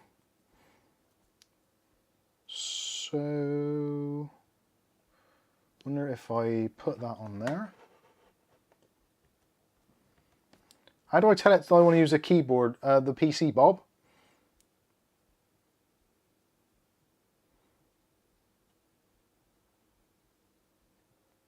Oh, he's fallen asleep. Bob's fallen off the wagon. Need a can of ass. Yes. How does that go back in there? Or does it? Nope, he's gone. Right, I have to work out. You pair it the same way, just press number 2. You need to pair one of the grey keys with the receiver. Okay, how do I pair the receiver? Bob's woken up. It's only a quick nap. Is there a button on the receiver I got to press? Nope.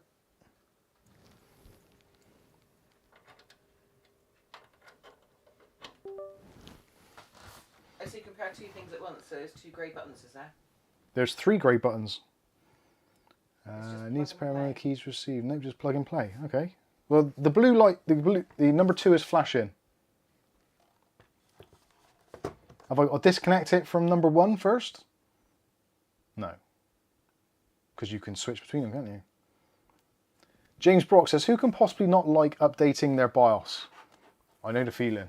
I actually quite like it, but I'm lucky that I can basically get away with most things on that.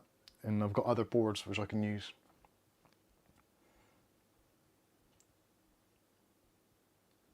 Turn off Bluetooth on your phone. Oh, so maybe it's because it's paired and because the other device hasn't been paired previously.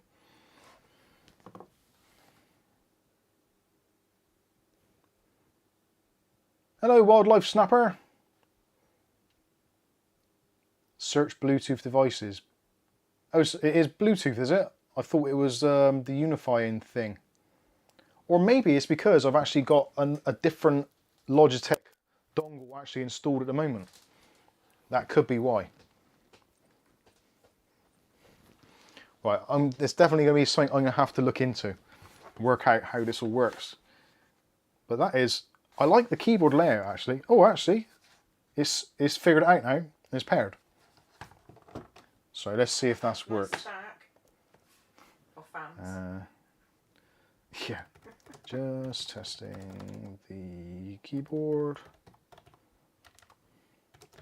on the stream. Not bad at all.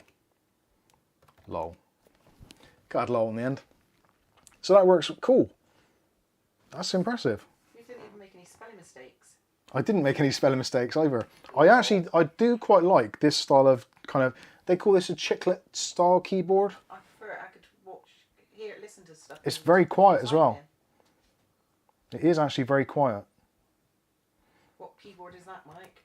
And does the start button work? Yep, start button works. Oh, Logitech Options software. That came up on there. I never saw that. To experience the full functionality of your Logitech K780 multi-device keyboard, we recommend installing the Logitech Options software. Well, you can recommend what you like. Ain't gonna happen. It will do. O'Reilly says, what keyboard is that, Mike? Well, this is the one that Bob sent me. This is the Logitech K780 multi-device. It's actually very, very cool. Do the keys have a backlight? The keys don't have a backlight, which I think is actually a saving grace because it's using regular AAA batteries. I think it was AAA, or was it AA? AAA batteries. If you've got an illuminated keyboard, the batteries are going to go down super, super quick. I would imagine, well, if it's anything like what my other Logitech stuff is like, the batteries often will quite easily outlast the product, or at least until I lose the dongle. But because this has got a unifying dongle, I would imagine you can just replace the unifying dongle if you actually lose it and just repair them all. Whereas with the slightly cheaper ones, if you lose the dongle, basically the whole set is useless. So yeah, that is nice. Everything's laid out quite nicely. Number lock's where it should be. Keypad layout is normal. I hate it. Some keyboards you get the number pad in this, like, one is at the top rather than the bottom, which is a really unusual thing to do, but some people do it. Telephones do that. It's got a very nice weight to it as well. It's heavy. It is actually genuinely heavy. Sounds like there is something in there moving around. I don't think it's the batteries. Oh, it is. Yeah, that is the batteries. I suppose I should really put the battery cage back on. They stay in quite well without it. They do. I'm not entirely convinced about the battery compartment, if I'm honest. That seems to be a little bit of a faff. Bob lost his dongle and used the one he got with me MX Master. That yeah, the battery tray is good because you're never going to lose the batteries, because that thing is a quite hard thing to get out. There's rubber on the bottom, so it doesn't want to move around. So yeah, it's pretty cool. This is the Logitech K780. Oh, K780. I like it. Yeah, that's nice, and it's actually really quiet as well, isn't it? And if you haven't made any spelling mistakes yet. I haven't, no.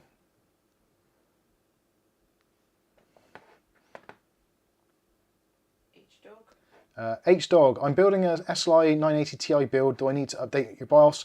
No, but you definitely need to have a word with yourself, because installing an SLI 980 is basically you're asking for trouble. And basically, no games will work very well with it. You're heading for an absolute nightmare. Don't do it.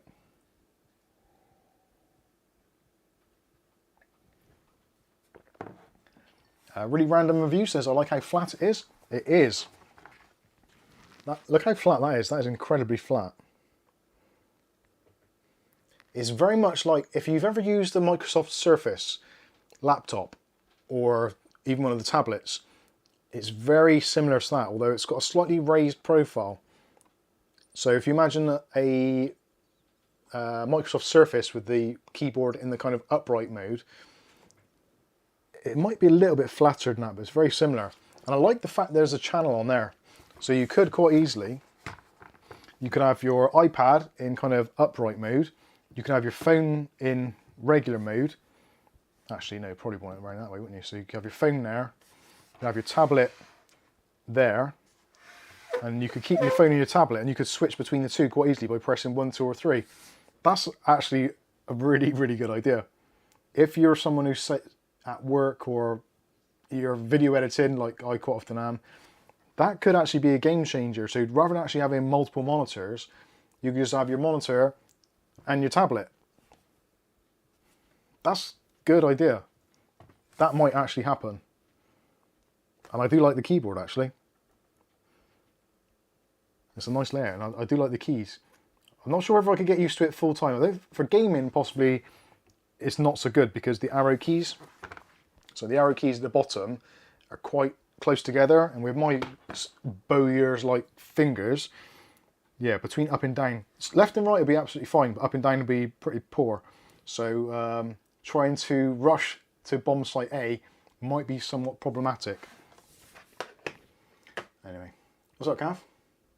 What is it called? Logitech K780. Riley says, my only complaint from using my K780 is where the receiver dongle is stored, it's not easily accessible. I would agree with that. Take that battery thing. I'd imagine after a while that it's going to be easier to do. But, alright, yeah. Just knowing how much force it requires is the game changer. Yeah, now I've got the... Oh yeah, piece of piss now. Excuse my French. That is cool. So yeah, being Bluetooth and PC and all the other stuff, that is cool. Is there anything else I've not mentioned about this so far? I think that's pretty much most of it. No doubt I'll be going through the software and all the stuff, and I'll be doing a full review on this coming up very, very soon. What was included in the box? So nothing really Nothing to mention there. But yeah, just multi-device. So if you are looking at using a few devices, it's pretty good. The fact that the stand is integrated is actually really, really nice. Your favourite hotkeys and shortcuts on Windows. So, oh, there's a quick shortcut button as well, which is QS button somewhere. Where is that? Oh well, I'll have to look into that. That is pretty darn good. No number lock light. I'd imagine if you install the software, it'll come up on your PC to tell you when the number lock is on. Let's have a look. So that's off, that's on. Okay. Awesome, absolutely brilliant. Thank you very much, Bob. That is nice. I was thinking at some point I would use that as my media center keyboard in the front room. But I think that would actually be wasted there. Although potentially you could pair it with a Fire TV stick. I wonder. Because that, yeah, Fire TV stick, can you compare that? I think, actually you wouldn't want to, would you? That'd just make it more complex. Talking of Bluetooth, which we kind of were, I've also got this to review, which I'm not sure if I'm going to review or not, to be honest with you. So this is a Bluetooth, basically a transmitter and receiver. So you can either send audio to a device, or you can send audio from a device. So if this comes from the people at GymTab who sent the projectors. So they send this with the idea of, if you're using a projector, you can then send the sound via this adapter to your hi-fi system or a Bluetooth speaker, that sort of thing, where you can get better sound than what you would out of the speakers built into a projector. Makes perfect sense. But actually, on the other side of things, it actually makes it quite an interesting way of doing it the other way round. Transceiver. Yeah, transceiver. Transmitter and receiver. Transceiver. It is those things. So you can actually plug this into a PC which doesn't have Wi-Fi, Bluetooth, and you can then send it to a Bluetooth headset, Bluetooth speaker, all that kind of stuff.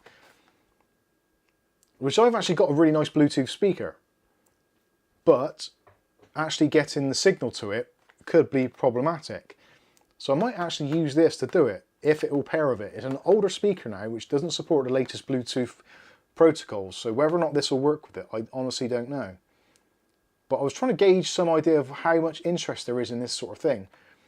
It's powered on micro USB, so you can use it with kind of like your Fire TV sticks, that sort of stuff, Android devices, obviously PCs, most projectors have got a USB port spare. It uses Bluetooth 5.0 and it's got a 10-meter wireless range. And it supports NFC, so you can just tap it to pair it. So yeah, potentially it's quite a cool thing to do. Apparently it's also got a microphone built in as well. So there's actually a tiny little microphone port in there, so you can actually use it kind of like for a hands-free speakerphone.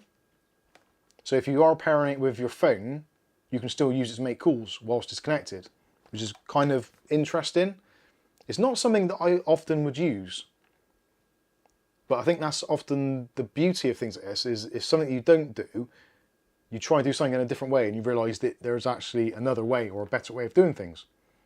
So let's have a quick look and see what we get inside. I haven't opened this at all yet. So we get some instructions, although realistically it's actually very straightforward. And to pair it, there's a very small design in the middle, a little button, which you can press to do your NFC or near field communications for pairing. It's actually quite a nice little device. So on the back you've got your phono jacks, your 3.5mm jack, and also USB, micro USB even, on the back there to power it all. There's some little rubber feet on the bottom to stop it skidding around. That's quite handy. No other obvious lights on there apart from on the top. There's a red light and a green light, I think, which is for when it's paired. So it's actually quite compact, so you don't you don't actually need to have it on show if you don't want to. So you could just hide it out of sight and it'll still work, but obviously you won't see your lights and you probably won't be able to use the microphone which is built in there. Also included, there is obviously micro USB power cable.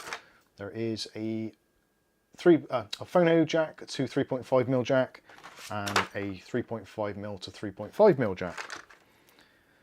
So yes, it's not necessarily a new technology, but it's definitely something which is a little bit different, which, okay, we don't normally review stuff like that, but the fact that it is Bluetooth and it can work with a projector.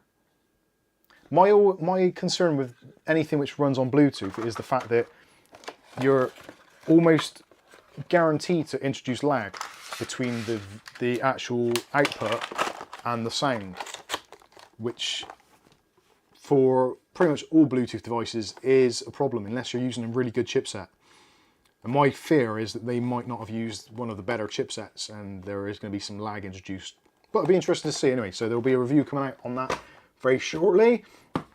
We've also got, again from Bob, bless you Bob, a 2.5 gigabit Ethernet card called Nicola, which is absolutely awesome.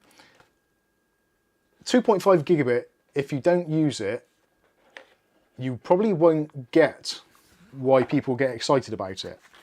So I'll show you what the card looks like. So it's that little beauty there. It comes with a half-height PCI Express card as well, so you can use half-height systems, so for your Dells, Optiplexes, HPs, that sort of stuff. But this potentially will give you kind of 150% extra speed. I think, is that right? At the moment, I transfer files at roughly 100 megabytes per second on larger files because they travel easier, because I'm limited to gigabit Ethernet. Some of my devices have got 2.5 gigabit built in, some of them haven't. Now, particularly the PC behind me currently doesn't have gigabit, it only has, sorry, it doesn't have 2.5 gigabit, it only has gigabit. And my PC there has 2.5, and I've got a NAS box which also uses 2.5. So there is a kind of weak link at the moment, one of which is going to be my hub or switch, which I need to replace because you won't get the speeds out of this without upgrading your networking equipment to obviously do those faster transfers. I quite often, I'll record things on this computer here, I'll do some voiceover work, etc., save it to a file on my desktop, I'll then transfer that file to my NAS on the E drive, on the N drive for new content. I'll then jump onto my editing PC and I'll grab the content off of there, transfer it onto my E drive on that computer, and then I can edit it.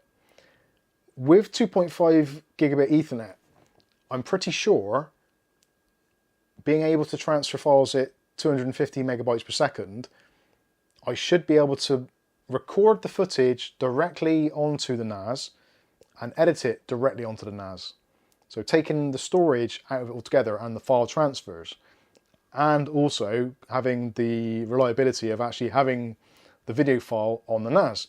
So if anything goes wrong, there's 4 drives in there. I can afford for 1 or 2 to fail before I lose the data. Whereas on these, if I'm doing a cut and paste, and I copy it from here onto the NAS, if for some reason there's a power spike or something happens in between that, I lose that recorded footage.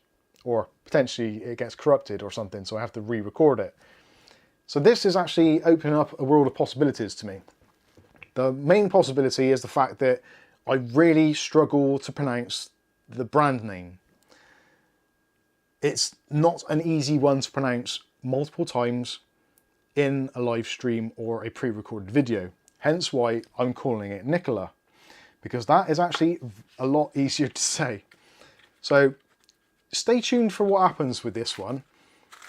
At the moment, 2.5 gigabit Ethernet switches are relatively prohibitively expensive, even the budget ones, the kind of non-managed ones. So a gigabit Ethernet switch, 8 port at the moment, somewhere between 10 to 15 quid, maybe 20 if you're buying a slightly better one. If you get a 5 port, 2.5 gigabit switch, you're looking at 80 odd quid at the cheapest. If you're looking for an 8 port one, you're looking at almost double that. So when it comes down to actually price per port, for gigabit Ethernet port-wise, you're looking at somewhere of just over £1 per port. Whereas with 2.5 gigabit Ethernet, you're looking at somewhere in the region of £20 per port. So that is a considerable increase in outlay for basically 2.5 times the speed. So that is something why this isn't going to be for everybody. There is going to be a niche group of people that want to use 2.5 gigabit Ethernet. Now with internet getting faster, we are getting to the cusp of where 2.5 gigabit is going to be becoming more and more mainstream. So it's going to be like gigabit. Soon enough, 2.5 or maybe even 5 gigabit is going to be included on all motherboards, and switches and stuff are going to be much, much cheaper. Luckily, 2.5 gigabit Ethernet runs on traditional Cat5e cables. So you don't need to change your cables out. You don't need to put fiber or copper in or anything like that. You can use your existing cabling, which for some people is going to be beneficial. But anyway, yeah, I'm probably boring you all to tears for this. I can see Kath, she's dozing off already.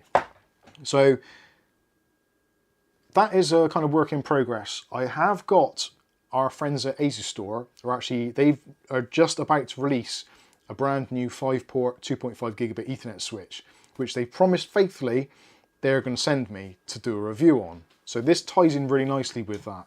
Although I am seriously considering just getting a switch anyway, because where my NAS is currently is in the front room and there's a separate switch. So ideally I need 2 switches, not just one, which is why I've been even more hesitant to do it, because there's no point upgrading one without upgrading the other, or ripping up all the flooring in the house and putting in all new cabling from the switch in the front room and taking the switch in this room out of the equation.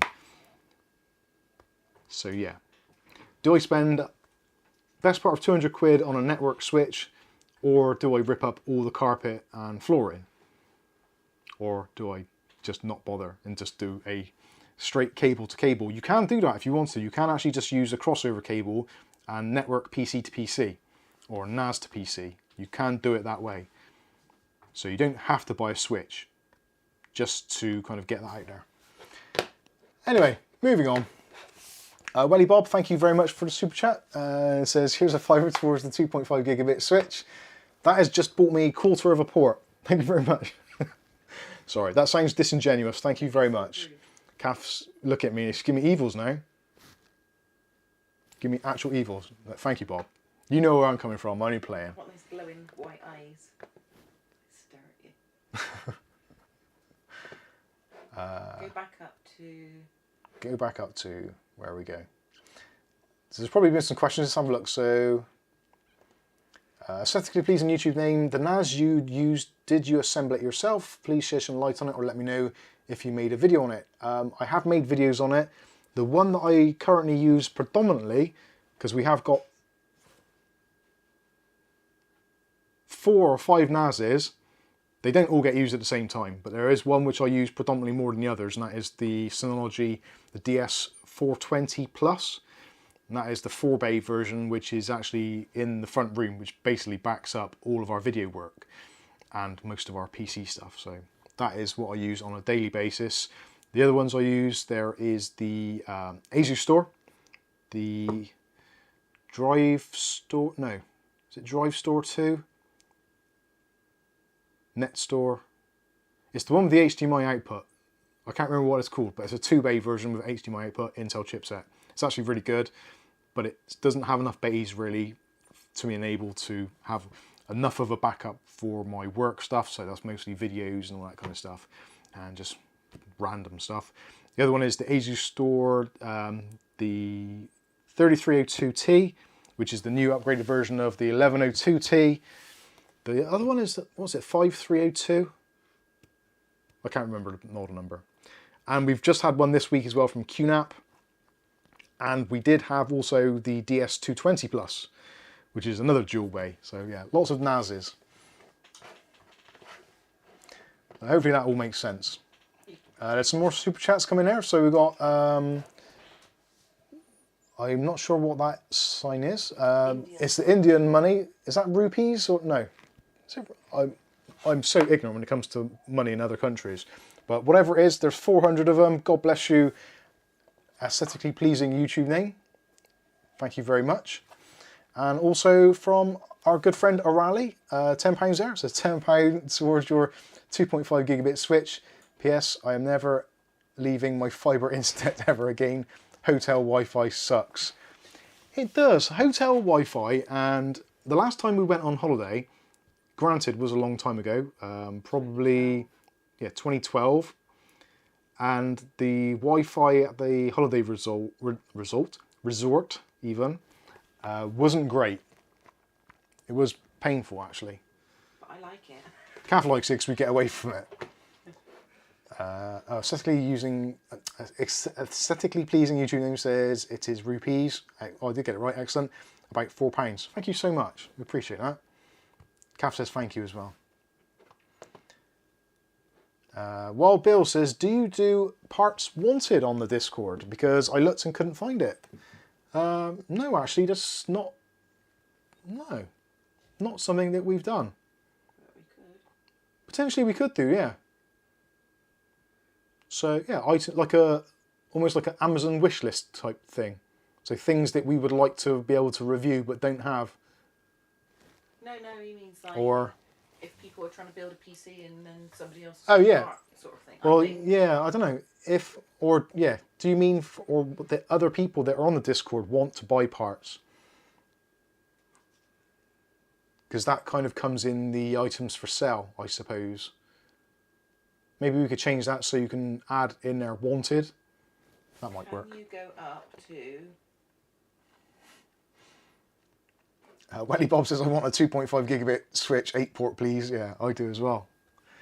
I did have my mind on, my mindset on the, what's the brand of the one over there in the corner? Zytel. I've got a Zytel 8-port gigabit one at the moment, and I like Zytel stuff, and it's actually really good pricing as well. So I am quite tempted, although a couple of people said that some of the ports on the ones that they've been selling haven't been great. So again, it's one of those developing technologies, especially when it gets to the kind of the mass production side of things.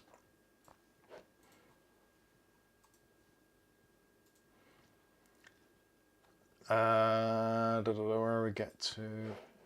Oh right, well Bill says, like, I'm after 3 LL120s.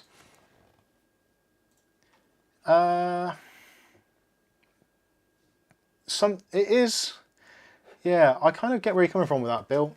The only thing is with that, it does introduce the element of kind of slightly less or unscrupulous people that will say they have something, you send them some money and your thing never turns up.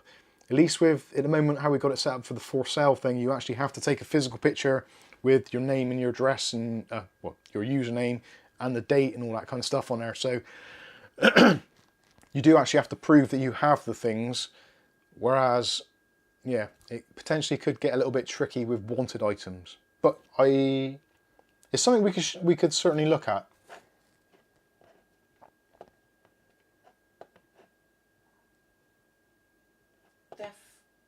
Boy asked you to update your website because your Facebook contact's not working, but right, that was taken down. Yeah. What's the username? Deaf Boy. Can you update your contact list on your website? Facebook link is not working. I think your Facebook link is expired. Our Facebook site got taken down, so we did actually have a dedicated Mikesunboxing Facebook site, but for some bizarre reason, actually let's close that down. Keep on seeing buffering on my streaming screen there for some reason. Yeah, for some reason, somebody at some point or somehow triggered a copyright warning. I was at work on a Sunday morning and I had the best part of 80 instant message things come up from Facebook saying, this is your first warning for copyright infringement, blah, blah, blah. And literally I got like 80 of them within a matter of about 16 seconds. So something somewhere was triggered and I don't know how it happened, but yeah, they just basically removed the site and deleted all the content, which at the time I was like, well, I've not even got the option to kind of fight this, literally, because if you have a certain amount of copyright infringements on Facebook pages, first of all, they give you a warning. then they give you a suspension, then they give you a ban, and then they do a deletion. And because they all happened in such a quick succession within about 16 seconds or so, it just wiped the site. It was like, nuke, gone. And I don't know why, and I've not been able to challenge it. So that is why Facebook is... Yeah, I honestly can't be bothered, to be honest with you, because a lot of the stuff on there that people was responding to was like nonsense, and I was having all sorts of weird people contacting me and also sending like friend requests and all that kind of stuff, and it was just getting to be nonsense. And it took me so much time and effort to try and just manage or basically delete all the stuff that was being said on there or was being asked in friend requests. It was easier just to get rid of it. Not that we did, but... So, but I will update it, or at least I'll remove it anyway.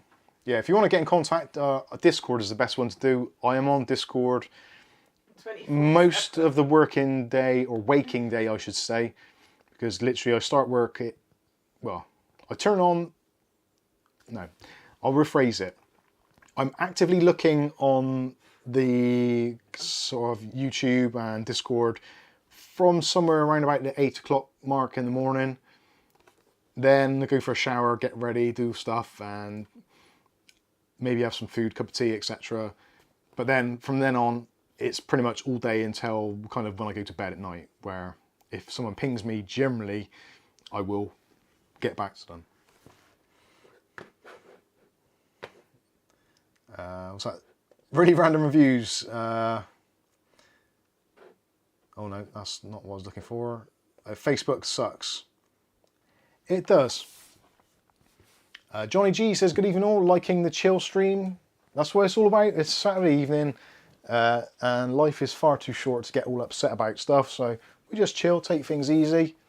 I've even got to the point where I've taken my shoes and socks off. I'm that chilled. Shame it's not grass. I could be really properly grounded right now. I don't think I'm allowed to have grass indoors. I think there's building permits and permissions that say you can't have real life grass indoors. Maybe you could, I don't know. That would be good. I don't know where Poppy is tonight. She came in briefly. Michael B says, thanks for helping me flash the BIOS on my Aorus Master for my 5600X. You're welcome, Michael. Welly Bob says, hey up, where's that damn cat Poppy? I'm not too sure. Is she on the other side of the... She's out, I think. Because the weather's a little bit nicer, a little bit milder, and where we live, we're in a somewhat, I wouldn't say it's rural, it's kind of rural. There's a lot of, oh God, taking me over sock off. We're not in a built-up city as such. There's quite a lot of green space around us. There's a couple of parks nearby. There's a stream over the back of the houses across from us. So there's a little bit of wildlife around, and there's a lane at the back of where we live. It's not like Alettas though. It's not like, yeah, it's not like being at Alettas where you're out in the woods and there's like Sasquatch and bears and stuff all over the place. But it's, yeah, there's animals. So the cats, especially Poppy, because she's a younger kitten, she's not seen all these things before, like mice and rats and rodents and all that kind of stuff that you start to get at this time of year. So she's probably out on the hunt. She's after flies. Welly Bob says, you got cows walking the streets, Mike and Kath. Not quite, but there's not actually, there are some fields not that far away from us where there is cows and stuff like that. McGowan's, Black Horse. There's cows there. Is there? Yes. I know these things. Aesthetically pleasing YouTube name. I have wet socks on to avoid hangover. I is chilled AF. Boy, yeah. Alright.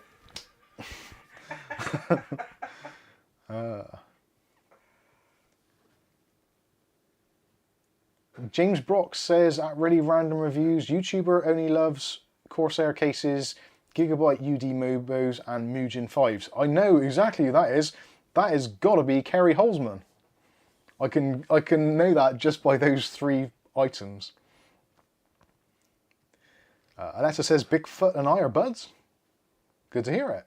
I've actually got Bigfoot's deodorant on today. It's like that toilet puck thing. Yeah. Oh, for those of you that are interested, not that you will be, the Dr. Swatch, or Swatch, Dr. Swatch I think it's called, isn't it? The soaps, the testing is continuing. already I am very much pleased with the deodorants. I like the deodorants a lot. This week is a test. This is actually gross, but I'll share it with you because it is that kind of chilled out stream. I wore a t-shirt for 3 days running, and on the third day, I spent all day pretty much, well, best part of 7 hours in the garden, actual proper grafting, cutting up wood, doing DIY in the garden, putting some new sleepers in to replace the old rotten ones. So proper heavy duty railway sleepers into the garden, doing some like renovations out there. Just pushing them around B&M the night before. Yeah, and pushing them in a trolley the day before. Heavy stuff, like proper work in the sunshine. The locking breaking on the car. Oh yeah, central locking broke on the car, so we were doing stuff in there, getting hot and sweaty. With me in positions I've been in for years. So basically, worst case scenario for any deodorant for 2-3 days running, and it was hot in the garden. It was one of the hotter days and got a bit of a tan, as you can probably see. You did wash in between the t-shirt. Had a shower every morning, but I put the same t-shirt back on, so ideal opportunity for bacteria to grow, etc. Normally, most people, I guess, if you suffer from bodily odours, after a hard day, the first day, the t-shirt is going to start smelling a little bit. And I'm super pleased to say that, firstly, I did not get any bodily odour. The deodorant stayed fresh and nice. And even after that third day with that same t-shirt on, 3 days running, the t-shirt actually still smelled fresh and smelled like the deodorant. It didn't smell like horrible 40-year-old man sweat. So if you're looking for a decent deodorant, those Dr. Swatch ones are very good. And I think they're going to last a long time as well. The soaps is another story. We'll get onto that another day. But it was, yeah. It was all good.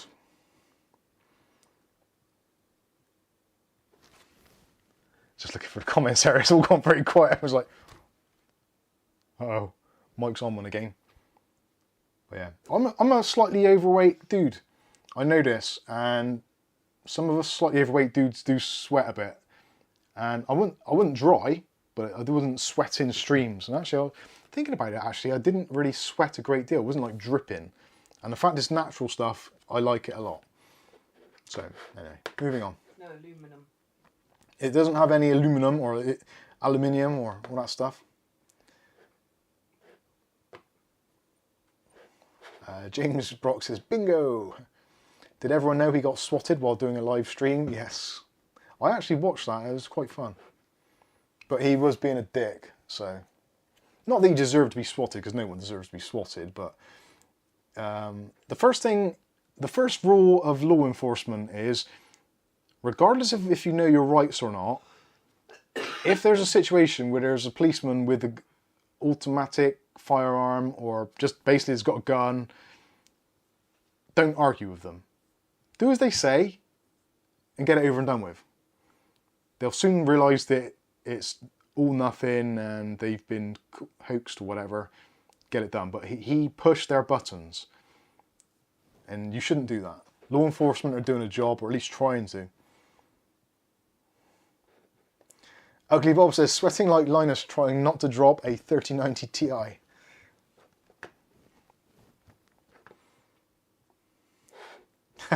Michael B, when I was in 8th grade, we were snowed out for a week and went sliding every day for a week in the same clothes. Dating girls, stop that nonsense. Thomas says, for me, Lynx as well, gold one. See, I used to use Lynx quite a lot, but I just find that it was just like, it was super strong smelling, but it just basically overpowered the smell. So you still didn't smell very nice. And I was getting, yeah, the patches on t-shirts and stuff. Harley says, lol, 3-day-old dirty t-shirt. Did you smell like a toilet puck soap, then coffee, and polish smooth the fun on top bar? No, actually, it was, I used the, no, I was using the pine tar soap in the shower, and I was using the wood barrel bourbon deodorant. It's actually really good. I was quite impressed with it. Private Hudson says, the guy has too much of an ego. Everyone is wrong, but not Kerry. Yeah, he's got a little bit of a thing. I wouldn't say God complex, because that's a little bit too much, but he certainly is, he has a level of confidence in himself.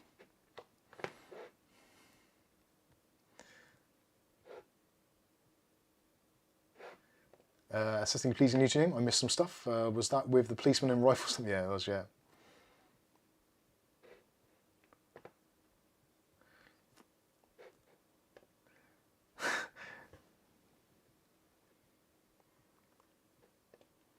Stuart says, I don't trust the chemicals in any popular body sprays. Well, that was kind of my thing. I don't know whether it was because of one reason or another, but as you get older, your stuff stops working. So you have to kind of look after yourself, and the more bad things you use, the worse it is for you.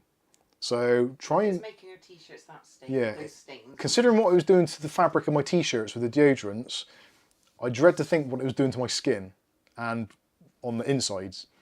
And being that is for, I guess for blokes and women, I'm not sure, I'm not a biology master, but you kind of got all your, is it lymph nodes and stuff in your armpits? And there's certain things which happen to your lymph nodes which can lead to real nasty stuff happening. So I don't want to get stuff near them. I want them to be healthy and fresh and clean and breathing and doing what they're supposed to do. Letting out lots of unwanted bodily things that don't smell horrible. Letting out wastage. Yes.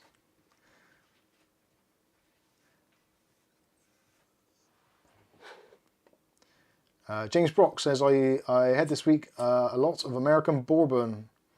I heard this week a lot of American bourbon market is in the UK. I don't know. I'm not really much of a drinker, so I'm probably the worst person to ask about that.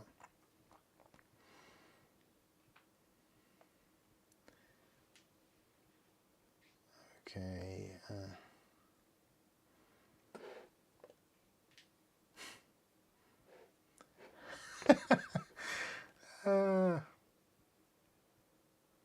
James Miscellaneous says, the armpits are one of the systems that releases bodily toxins. That's why deodorants are better than antiperspirants. I would agree 100% with you there, sir.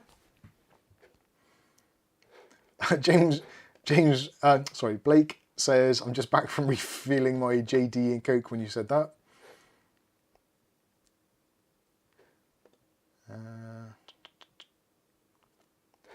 James Brock says, in the UK put a 25% tariff on it as retribution for something us Yanks did. I don't know anything about that. It's news to me. Although, again, I don't buy bourbon or... What is bourbon anyway? Am I being stupid? Is it whiskey, but sweeter? I have no idea. Pyro says, is the Techwear Nexus M any ease to work with? Techwear Nexus M, let me think. Nexus M. Yeah, it's not too bad actually. I think we did a live stream on it probably 3 weeks ago. Wasn't too bad at all. There are some slightly fiddly bits. The back of the case could definitely do with a little bit more extra room for cable management and stuff, but as long as you're kind of cool with it, use flatter cables is absolutely fine. I don't like the fans that are pre-installed in it, if I'm honest. I would have much preferred them to be proper addressable RGB, PWM, but there are those weird ones where there's like a Molex connector or SATA connector and they're all kind of daisy chained together. I didn't like that. Especially when there's things like this on the market for... Like, if somebody is selling these for £4.25 each with a regular PWM connection and a addressable RGB normal connection on them, like £4.25, the Techwear ones, I would imagine, can't be costing much less than that. So, if MSI can do it, I'm sure Techwear potentially could. Whether or not this company is selling these at a complete loss, I honestly don't know. Potentially they are. It happens, but I would certainly say of all the things, Techwear makes some really good stuff. The case behind me is TechWare VXR. In fact, the keyboard there is TechWare, oh God, I can't think of the name, I'm gonna have to look on it now. Phantom, TechWare Phantom 10 keyless. The mouse is TechWare's Exo, lightweight. It's really good stuff. If it wasn't good, I wouldn't use it myself there, I would use something else. But it's actually decent stuff. So, yeah. That was, that was TechWare. They need to do something with their fans, in my opinion. The fans themselves, they're fine, they work, but there's no real control over them. They're a little bit on the noisy side, even at the lowest RPM values, because they're fixed. It's not going to be great for everybody. I liked the swing out door on the new M2 version. That works really well. I like that a lot. And in fact, actually, that PC is built and is in the front room waiting to be sold, which bizarrely hasn't sold yet. So the case design's excellent. I like the kind of fractal shape on the front. That's really nice. Anyway, hopefully that answers your question, Pyro. James Brock says, Whiskey, on Tuesday, March 22nd, the British government said it would end the 25% tariff that it had imposed on the US goods like whiskey in 2018. Actually, now you say it, that does seem to ring a bell. But I don't know why and what it was for. What did America do? I would imagine... No, because Boris and Trump got on quite well, and that would have been when Trump was still in office. So I don't know why that would have been. I seem to recall something about America not using some of the English kind of technologies, or not technologies, like workforce, as in IT related stuff. That seems to ring a bell. Maybe it was something along those lines. Not sure. But anyway, if it's over, that's awesome. Michael B says, I'm doing my first build in 10 years since a 4670K. That is why I subbed. My first time flashing BIOS out of the box. Well, Michael, I hope it goes very well. If it doesn't, obviously we have got that Discord. If you want to join it, you're more than welcome to. Just join it, agree to the rules of the Discord, click on the little thumbs up icon. You'll get access to the rest of the technical support. So if you're having problems, you can talk to people in there, either myself or any of the other experts or residents. You're more than welcome to do so. Jeff Watson says the fans are sold out on your eBay link, eBay UK link now. Are they? Oh, damn.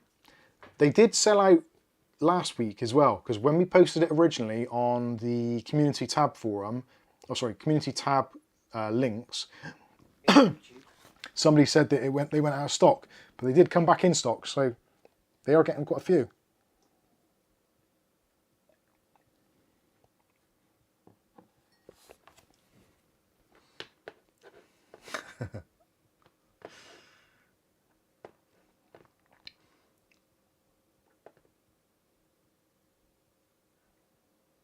What else we get? Pyro says, oh wow, absolutely did answer. Excellent. Honestly, for a 30 case, I'd expect a somewhat nuisance in terms of managing cables.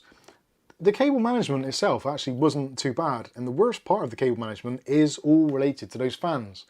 So if you're going to take the fans out, it will be absolutely fine. It's the fans and the management of all that kind of RGB nonsense, which is a pain. It does look nice though.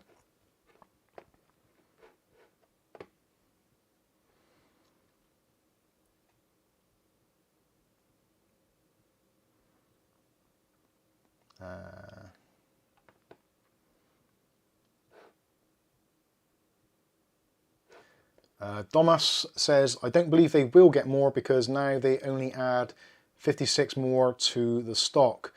If for some reason they do not come back in stock, there are other places you can get it from. So if you search for it by model name, which is the APA 1225M12, there is actually another company which makes them with the same label, which is Silverstone, which are probably more popular in Europe than they are in the UK and certain parts of the US as well. you might find them from that. Whether or not that's the RGB ones, I'm not sure. They might be non-RGB. I will look into it, because actually for this price, I'm actually regretting not buying more. Because even if one of them fails, £4.25 each, come on. That is cheaper than just normal case fans with no lighting on. It is pretty mad.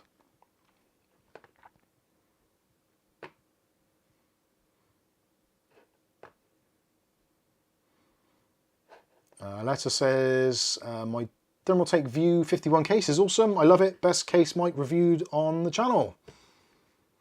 Yeah, the View 51 was quite a nice case if I recall. I don't think you did your back in. I think that was the one with the two big fans up front, if I remember rightly. I don't think they were 200mm. I think they're like 140s possibly. 160s. What's big though? Can't remember. It's quite a big one. Right, it is coming up towards 11 o'clock now, so I think we probably should bring this to an end. It is getting that way. There's so many other things I could talk about, but we haven't got all day. Well, we technically have, but anyway, moving on. So, yeah, I've lost my train of thought now. So thank you all for taking part. Thanks for the super chats, all your comments, questions, etc., and your general support. Like I said before, if you want to help the channel and you can't afford to do anything, just try and do some shopping through the affiliate links. It really does help us out. Share the videos, all that kind of stuff. I think that's pretty much it. Obviously, if you want to chat more outside of in YouTube comments and through the live chat here, you can join us in our Discord. It is free to join. The only rule and regulation really, other than the ones that we've kind of stipulated, is basically don't be a dick. So if you can agree to not be a dick, you're more than welcome to join us for a chat and share some stories, even share pictures of your food. Hey, why not? We do it all. So anyway, I've been Mike. This is Mike's Unboxing Reviews and How To, and hopefully we'll catch you in the very next video. Thanks for watching.